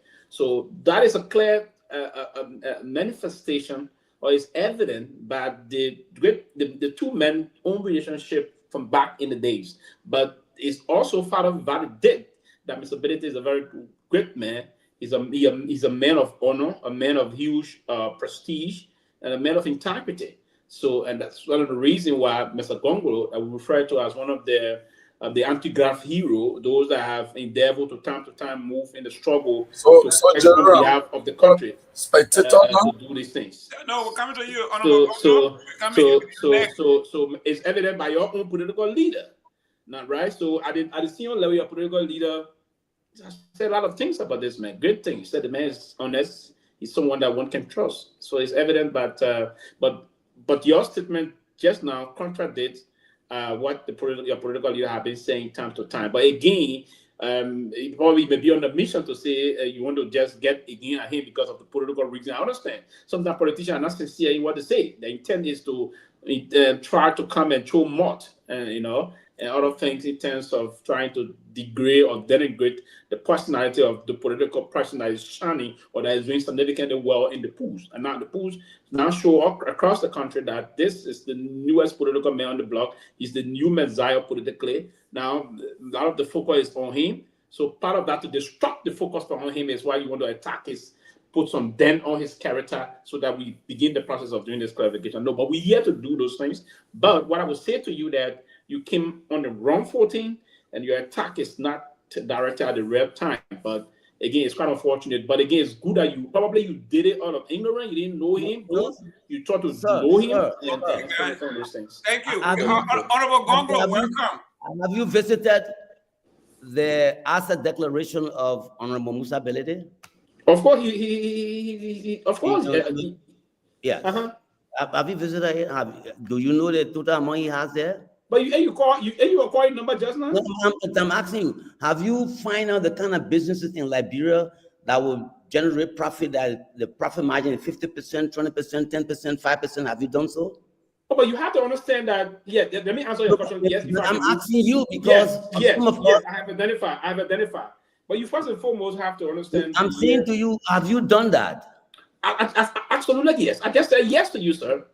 Okay. I said yes. What are the businesses that can generate profit margin? Listen to me. What are the businesses that can generate profit margin about 25-30%? If you know. Before going to what I want to say, let me answer that part of the question quick. For instance, the petroleum business. It's a big business that is very profitable. But it's not 25% profit margin. No, it's not the profitability line is high. No, but you bear with me on that. The petroleum business. From 2003 to 2025, you got to be involved in business that generates huge profit margin. The petroleum business do have a big profit margin is not 20%. I checked it, that is not. That's not true. The petroleum business do have a big time profit margin. Beyond that, the petroleum business, the transportation business into other area also do have a very good profit margin. So he been into these kind of businesses for more than 3 20%. More than 3 decades now. So try to sit and. But I just told you from 2003 to 2025. No, not 2003. Before 2003. In the 90s. That's when you said excuse me, I'm just going by what it said, the registered a business certificate, 2003. Okay, yeah, go back 2003. Agree 2003 to now. It's 22 years, yeah. 22 years. Yeah. 22 years. And Are you telling me because you want to make business 22 years, you cannot do that? Of course it's reasonable. 22 million? You can even make 50 million in 22 years. People make listen. I can no give me a few minutes. Mr. Gonglo, Give me. After Pee-wee, go ahead. Yes. There are folks in this country where you stay and work. There are people that make millions in less than 5 years. Do you agree with me on that? Oh, they got too many businesses that can do that. There are people that make millions, almost billions, billions in 5 years. Do you agree with me on that? Do you agree with me on that? You can use bad money and get good money.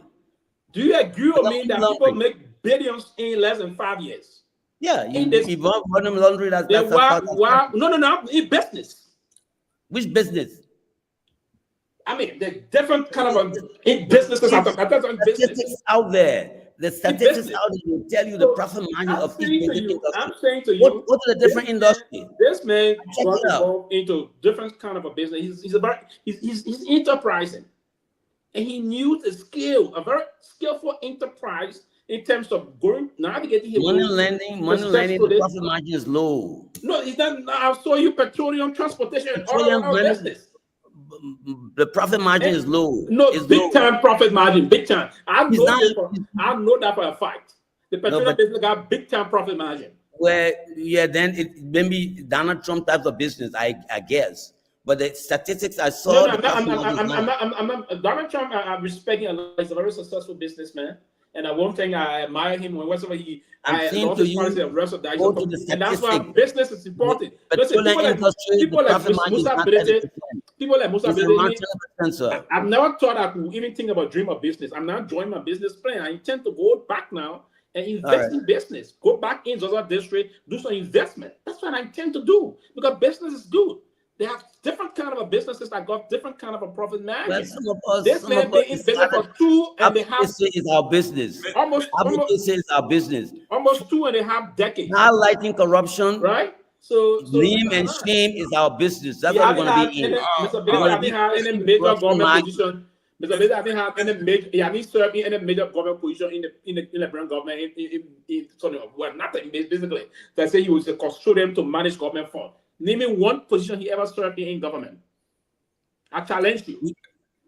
That he managed, that you're custodian of government. Sir, business people benefit from government most time than even the government employees, sir. He did honest business. Business. He did honest business, Mr. The protracted period of time you left the country, probably you needed to be brought to speed on certain basic things, how we do business in Liberia. And I thought you understand all of those factors that are behind these things. But again, you can't knowing it and try to mislead the public because you want to bring one person down because he's successful as a businessman and he's doing well as a politician. It's quite unfortunate. Pee-wee, before I go to Gonglo, let me read this from the U.S. website. It says operation efficiency. The efficient operations, including cost management and supply chain management, can significantly impact profit margins in Liberia at a higher level. There you go. Of course, I know that. Mr. Gonglo, welcome here. We are talking to the chairman of the LPP, Honorable Zaza. The American people call him Zaza. We know it's Nyankwe Zeze. Your take on issues we are discussing. And he can accept the Zaza name? No, why you want to confuse the public? Call Chairman Zeze by his name, not the American. Go ahead. Yes, Zeze. Loma main pension that they call Zizi. Yeah. Yes, Zeze. Zeze, that's right. Yeah, Zeze. Zizi. Yeah. Quickly, give me before Bongo come in. I know the protracted period of time he left the country. Maybe you not forget the Loma language. Are you kidding me? I've been speaking to him, so he didn't even try to respond to me. Forget about that. Let's go, Gonglo. I mean, since he was not a baby when he left, like he was at the University of Liberia. You know, so you should. But you can still forget it though. You can definitely forget it. He didn't forget. Right, The man like, didn't forget no, anything. Or he'll be struggling to speak it. I just kidding. Go ahead. Gonglo, go ahead. Go ahead. Let's talk statistics. Let's talk numbers. No, I'm not talking normal here. I'm happy to see Chairman on the platform. Chairman Zizi, how you doing? Thank you, sir. I'm trying to survive. Yes. I'll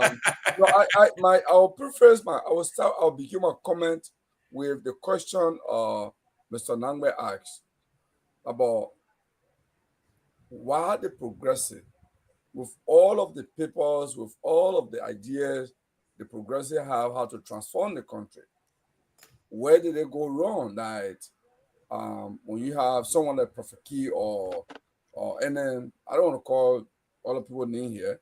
I think I made a mistake even by calling his name. But people who will be considered maybe a reject in true sense of civilized society. Today, they control public opinion on some issues, not on all issues, but on some issues. And your Chairman's answer was that the progressive abandon the people. You know, that opinion, I don't agree with it. No, I don't agree with it. I have different way I look at it. Because the whole idea of progressive group is not just a title that one group of people wear and they go in exile with it or they run around with it. There are some people in Liberia today, even some in this Bouaka government, that I call them former progressive. Because they've abandoned progressive ideas. They now take on to local imperialist idea. They found way how to exploit the poor people. And that's how a lot of them are wealthy. Okay? So they didn't stick to those principles that the United People's Party and the Liberian People's Party advocated for. They kind of changed and wanted, the kind of government they wanted. So even when some of the people got in government, they abandoned it. So the way I look at it is that the progressive movement that fought for political change in Liberia, by 1980, the military took over and the military turned on them. So some of them left the country and not all of them. To conclude that all of them left the country, that would be not true. Some of them left the country.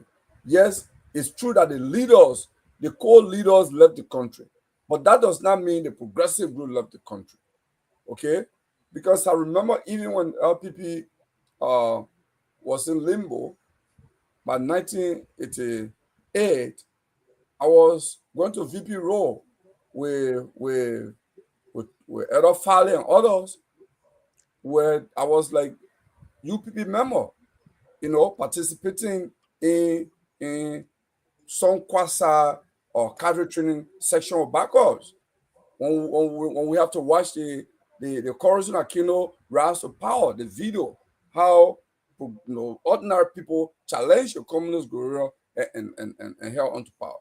Because when Bakos made that statement in 1987, that only weak people can be cheated, that LPP will not, UP will not be cheated, there will be election and UP will not be cheated.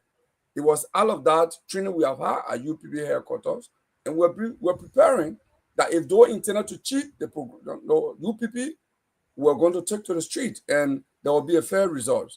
So to say the progressive abandon the masses, I don't agree with that interpretation. I don't agree with that conclusion. However, what I will say is that propaganda is very powerful. Successive government, the American Liberian elite that left power, they still have enormous economic wealth and influence in media. They targeted purposely the progressive movement that saw, that advocated for change. They were calling them communists, socialists, and though they not describe these guys initially as socialists or African socialists or communists, when those decided to turn them, those started calling them communists, Backward is a problem, soil is a problem.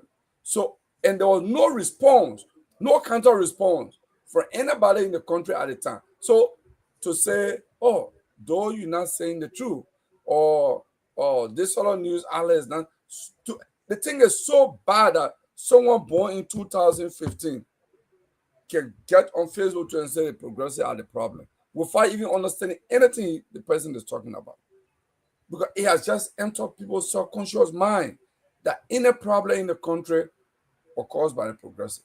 And all the progressive fought for is the very thing they are enjoying today. Political participation, freedom of speech, academic freedom. Okay? So for me, I would not say we are abandoning. What I would say, however, is in the transition, and that's how society is. I look at society like a mass-based movement.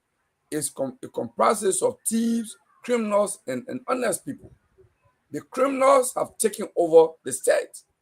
And now they are rewriting the history. They are writing the scripts.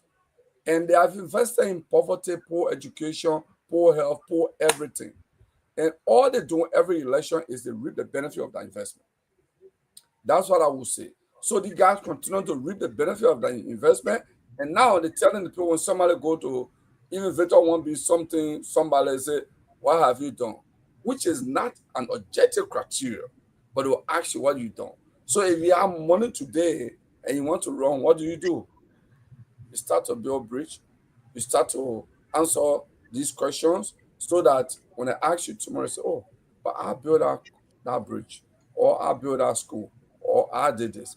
If I'm going to contest today, people are going to ask me that question. The only answer I will give is, I've been teaching in Liberia for more than, I don't know how many years. I have more than minds. I've taught more than 1,000 Liberians. In fact, I would say 2,000 from Tonmeha, Salvation Army, Stella Maris, UMU, LU, all the UU to Collington graduates. That's all I can post on. That's my contribution to society. Okay? I'm not built bridge. I'm not built anything. So that question, I would say, when it comes to honorability, I spoke to Councillor Gongo on this because I followed the trail.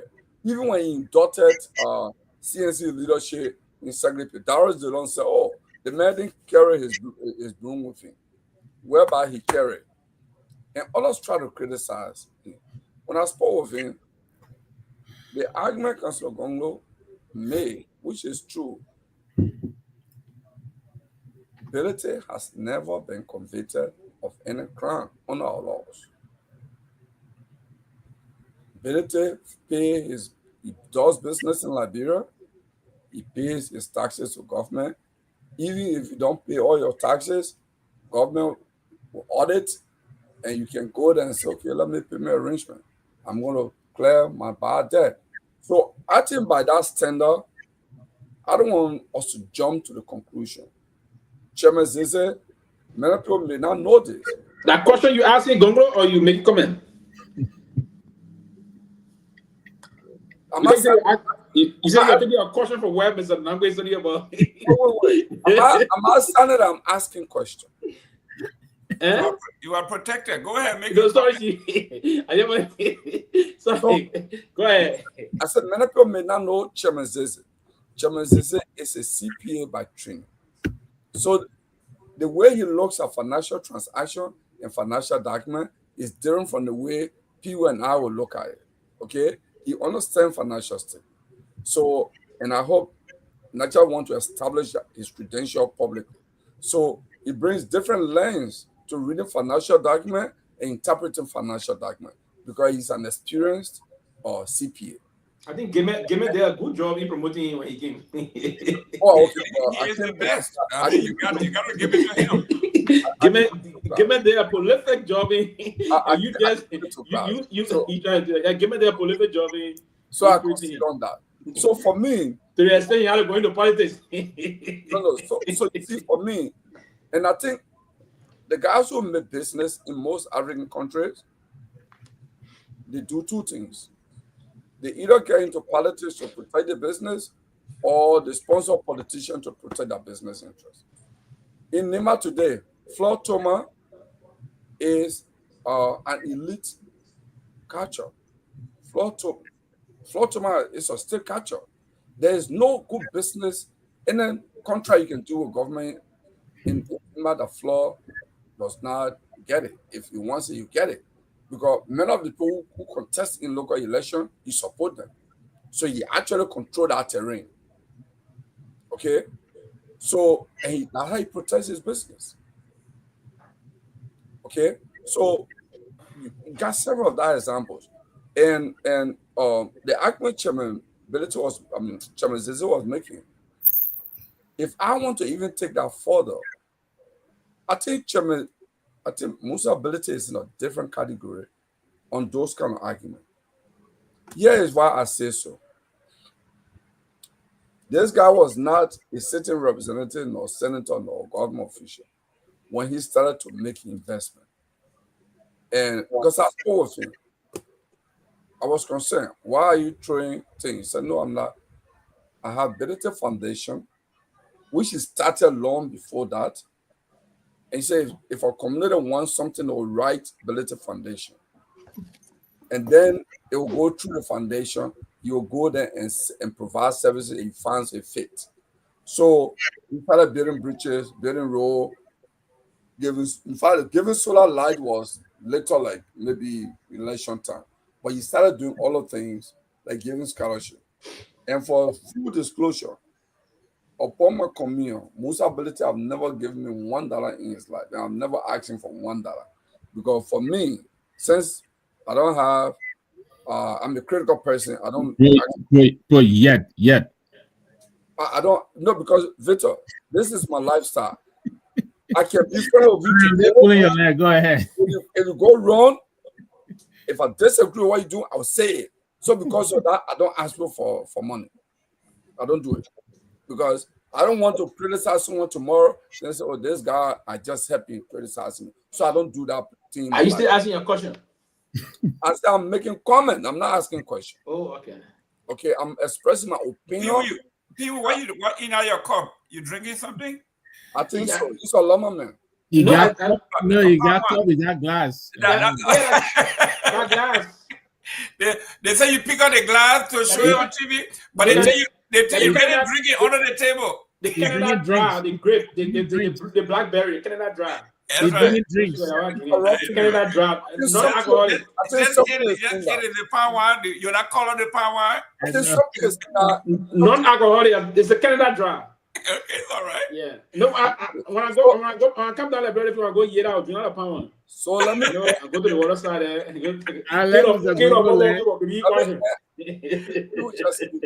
Go ahead. Let me end on this note. Like I was saying, I put Musa in a bit different category. I agree that Musa did not walk to District 7 or Saglipit, so to speak, to say, I'm coming here and I'll present myself to the people. I would present my ideas on governance. I'm going to present my ideas on this without walking the walk or without doing anything. He started to do things, and then that reinforced his message. But if you look on the spectrum in Liberia, in fact, I don't want to start naming politicians who actually bought elections. You know, I mean, because there are many, they are more or less, you can count them and you pass system. This is why honorability, when he got elected, he was very popular about this. He said we need to reform the electoral system because he was very open. He said anyone who has money can actually go win election in any district today. Because he was very open about that. He said we need to. And I said, how you want it? He said, listen, this so-called biometric thing, we need to really digitize our process. That voting will be done digitally, you know, so that it will mean, in fact, it will more or less wipe out the chances of cheating election. And Musa said we need to put the money for it. I think he said you were even proposing a bill or something on that. So I think he recognizes the challenges in the electoral system, and he's prepared to challenge to see if he can provide a solution to that. So I will end my comment on that. That's how much I was. If I may just come in real quickly. Yeah, hold on 1 minute. We have had our guest here for going on 2 hours. Okay. We got 2 minutes, then we're asking for a closing remarks. We have to close down in Monrovia. So yeah, go ahead real quick, so we'll go back. I just wanted to add to what my brother Clevo just said, and I agree with everything he said there. And I was hoping the chairman, I was trying to throw him a bone. He did, grab a little bit of it. But look, let me be honest. The progressives of yesteryear, we have become the conservatives of today. We have failed to adapt. That's one of the problems we're having. He made a point. People at Musa Ability, they are different. They are not the traditional type of politician that he and I grew up knowing, back in the 70s, 80s. George Weah is a different kind of politician. Even here in the States, some of these people who win the mayoral, the governor, these are ex-football stars, people like that. They come to the space. Donald Trump of today. So they come to the space with their own, establishment. And they use that to their benefit, and win offices. We have not adapted to that with the progressives of yesteryears. The chairman, right off the bat, he categorized Musa Ability as a bad actor. Why? Because the man's rich. He brought his own money, even though Sylvester kept calling him out. Look, you have no proof of what you're saying. But that's what we did. Anybody who was rich was the bourgeoisie, and it was ill-gotten wealth, pretty much everybody. But the point is, in education, they say you learn differently, but you teach them the way they learn. You can't teach them the way you learned. The way you and I learned was different. The way the kids are today. Today you can put your assignment on Google Classroom. We didn't have that. So I think that's where the chairman said, we abandon the people. Maybe we abandoning that we have not kept pace with development, with the evolution of politics. The politics of today have evolved from the way we did it yesteryear. He's writing releases and putting them out. But to be honest with you, I don't see them. But I can see Prophet Key when he comes on air. Why? Because he's doing it the way everybody of today is doing it. We can't be doing it the way we did it every day. Then we are a select few who are still reading those long releases and stuff like that. So I agree with everything Clevo said here. So, Mr. Chairman, and I tell this to my own guys, first of all, the major progressive parties of yesterday, they are still being led by people like you and myself. You graduated high school in 1973. I graduated 82. And I consider myself an old guy, but yeah, you are still running LPP. I mean, the young people today, they have ways that you and I don't know. We don't have the time to do all these tech-savvy things that they do, but that's how they're reaching the people. That's how they're disseminating their messages. So that's something to probably need to think of. But I could say a lot, but I will give it back to the host, the moderator. He said we have only 2 minutes left. But that would be my addition to the observations that my brother, Clevo just made about how the progressives behave in yesteryears and what is happening today. It's a different animal today. Thank you. I think, Honorable Zeze, from the comment section from Texas I've been having here, your information is so pertinent and germane to the discourse that people want to eat this information up. Our problem here is I'm a UPP person. If my daughter or my son went on, let's say, social media, right? Facebook, Twitter, TikTok, where they get their information, UPP is nowhere to be found. And if you look at the stats, I think 62% of the population in Liberia under 30. So we have, we have to find a way to communicate to the new generation of people that we want to, because they are doing the voting in large numbers. Look, the people are texting the numbers you are giving. I've been sharing it. When you see me looking down, everybody says, send the information, send the information, send it. And I'm texting everybody in my stuff, okay?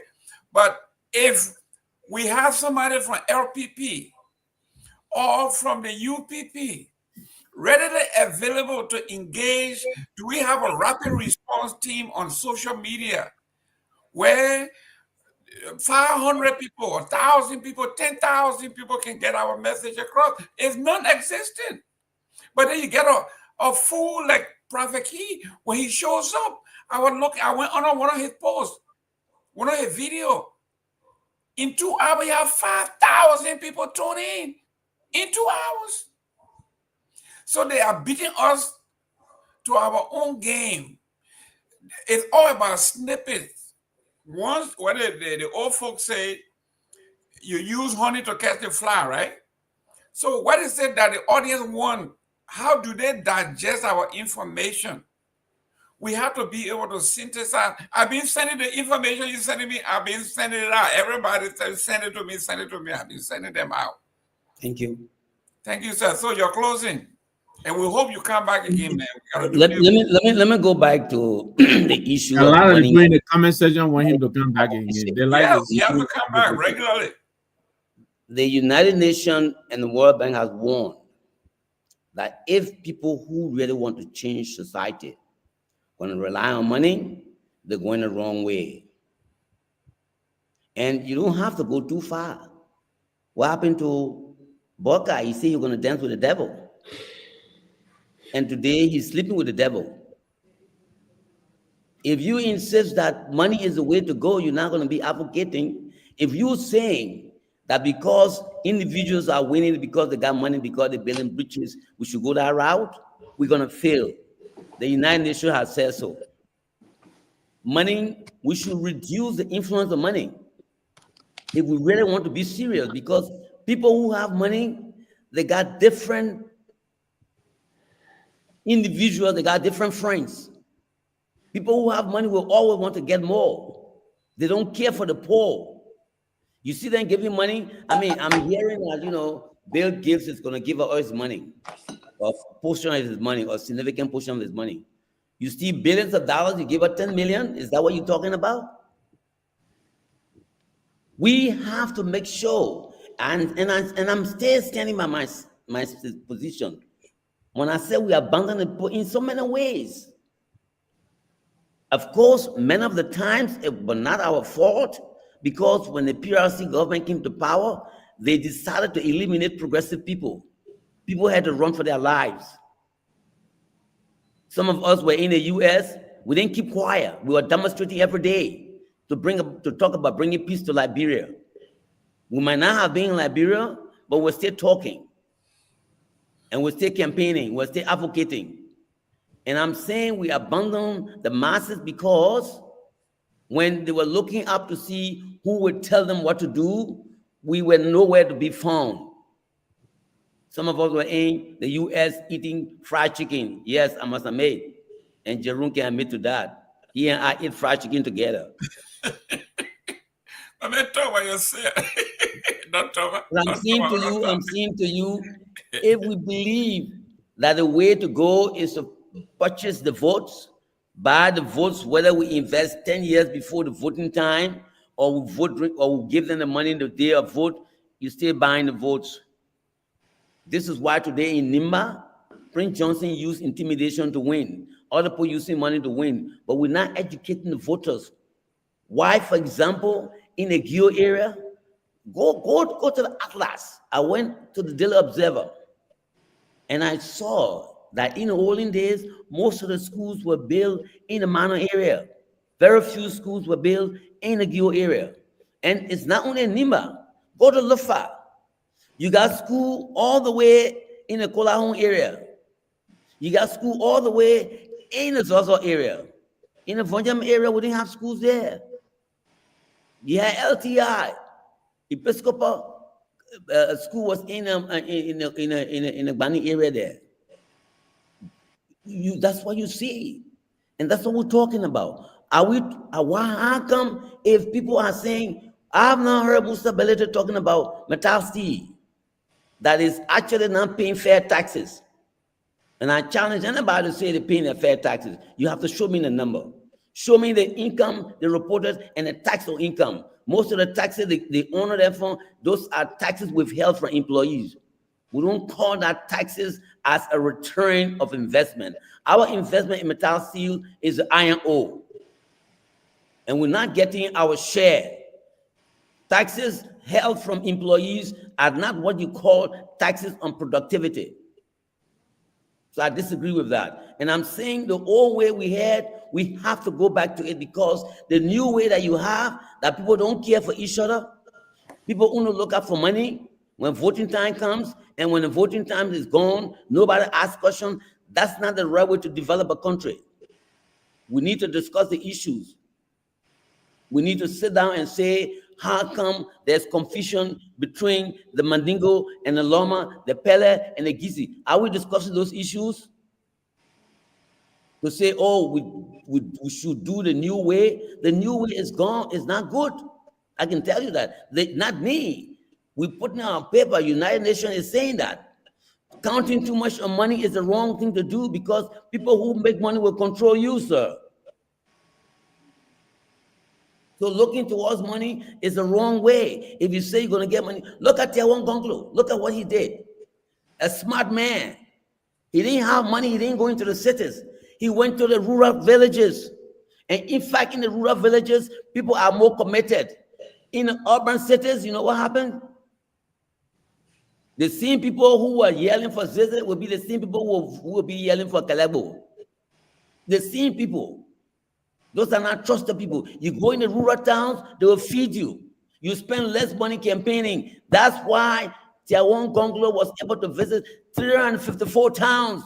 The only candidate that did that. Did he get a reward? What happened? Apeton, who didn't campaign, got more votes than Tiawon Gonglo, who campaigned in 354 towns. And you're telling me we should go back to the old system and pay money and get votes? That's not the right thing to do. People who have money will always work for more money, you know, and that's why we disagree with Ellen when she said, rich people don't steal, only poor people steal. That was the reason why they started giving $10,000 a month to individuals, because they believe that if they gave more money to the local experts, they will not steal. They will not sign fraudulent agreement. But you know what happened? 64 fraudulent agreements signed, even though we paid them huge amount of money. So that whole premise that rich people can steal, that's not true. And if I'm going to take your records to look at, and you tell me you don't steal, I'll say, fine. That's the way to find out. You tell me how you got your money. That would be my question. Let's look at the businesses. Let's look at the profit margin. Let me see the businesses you were involving, and let me look at the profit margin and see you were able to generate that kind of money. That will be my issue. And that's why the day I retire from LPP, I assume you retire as chairman, that's the effort I'm going to take. Those who have sufficient money will be posting questions to them. Tell me how you got rich. You don't have to answer me. You don't have to give me any question, but I can tell you there are many ways people can get rich which will not be true honesty. You get drug money, you can get rich.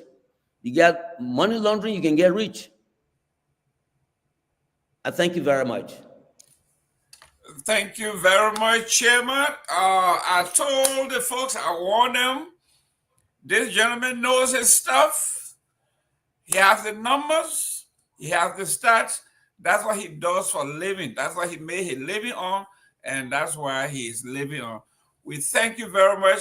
And Honorable Zeze, you say when you send your information out to folks, you know, nobody wants to listen, but here we are listening.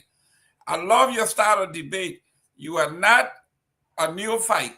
You know how to debate. You know how to lay the numbers out. 99% of everything you say is always based on numbers. That's why the city of New York went into Newark, New Jersey and plucked you out of there.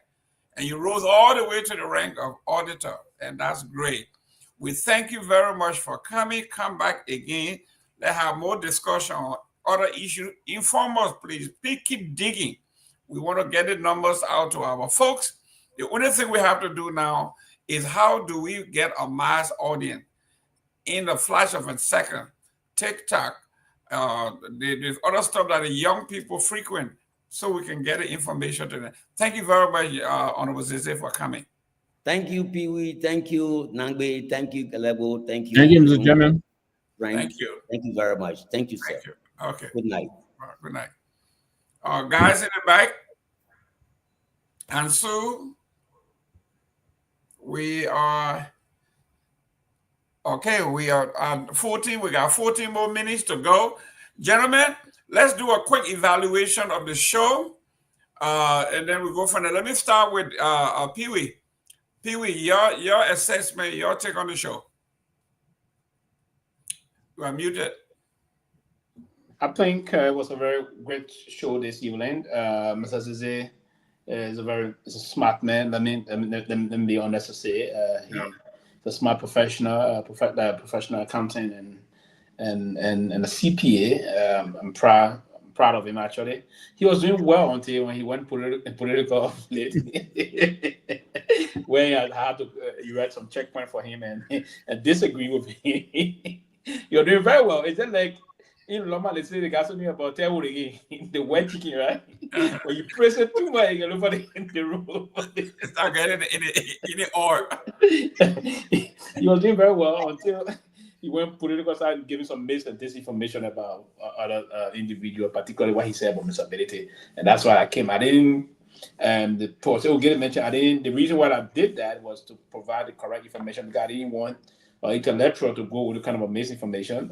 Though again, it can be blatant sometimes. Intellectual dishonesty can play into the process. But by and large, I think I'm looking forward to having conversation with him where we look into most of those major construction process that we all spoke of. It is important, and that's one of the reasons from the policy perspective also because. Before the accounting, we bring the accounting issue into place. We want to look into it from the policy perspective. Are those policies good on the book that will benefit the people? Because it is the policy prescription that do also matters. Before we bring in those people to see as to how these things are unfolding, are we holding them to policy process or policy implementation? So it's important that we check on most of those things and we make appropriate use of our Liberian professionals. It's good that he's back in the country after being out of the country for almost 40 plus years. He's back in the country now, and I hope when he retires from the party, he will stay and contribute, open his firm. These are people that will need them to open their own accountancy firm in the country. A very great CPA that got this kind of a record here. In the U.S. who move and open his firm and try and get some big contract around the place. My former boss man, may his soul rest in peace, from the General Auditing Commission, Tower Veka. Tower is a very smart man. Worked with the LBDI before, came here in the U.S. school, went back, was with LBDI again, got appointed by President Sirleaf as Deputy Auditor General.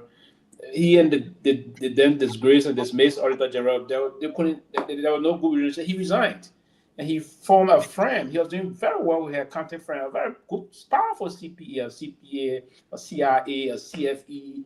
He opened a firm, he opened a great firm in Liberia that was in partnership with Price Waterhouse. As a matter of fact, he was the Price Waterhouse representative, got a job with his firm, and so was that being the head of office there. He was doing very good, taking some powerful contracts across, coordinating from Accra and all those things. But unfortunately, he died in 2019. Just after coming from the pilgrimage, he went to Mecca. When he returned, unfortunately, he met his demise. But these are the kind of things one would do. And when quickly, when the issue came about, for political thing on the GAC thing, he said to me one day, he called me in the office. No, there was a time we make a trip in South Africa and Zimbabwe. He said to me, I'm thinking, when we enter UL, your father was very good to smoke for us. And I met you here, you smart, we make things. But if the thing continue over there, I'm a professional, I'm a CPA. I got my friend, I will go back to my friend and make it big. And for sure, in less than a year to two, it was big. Price Waterhouse and other things collaborated with him. So people like Mr. Zizi can do the same.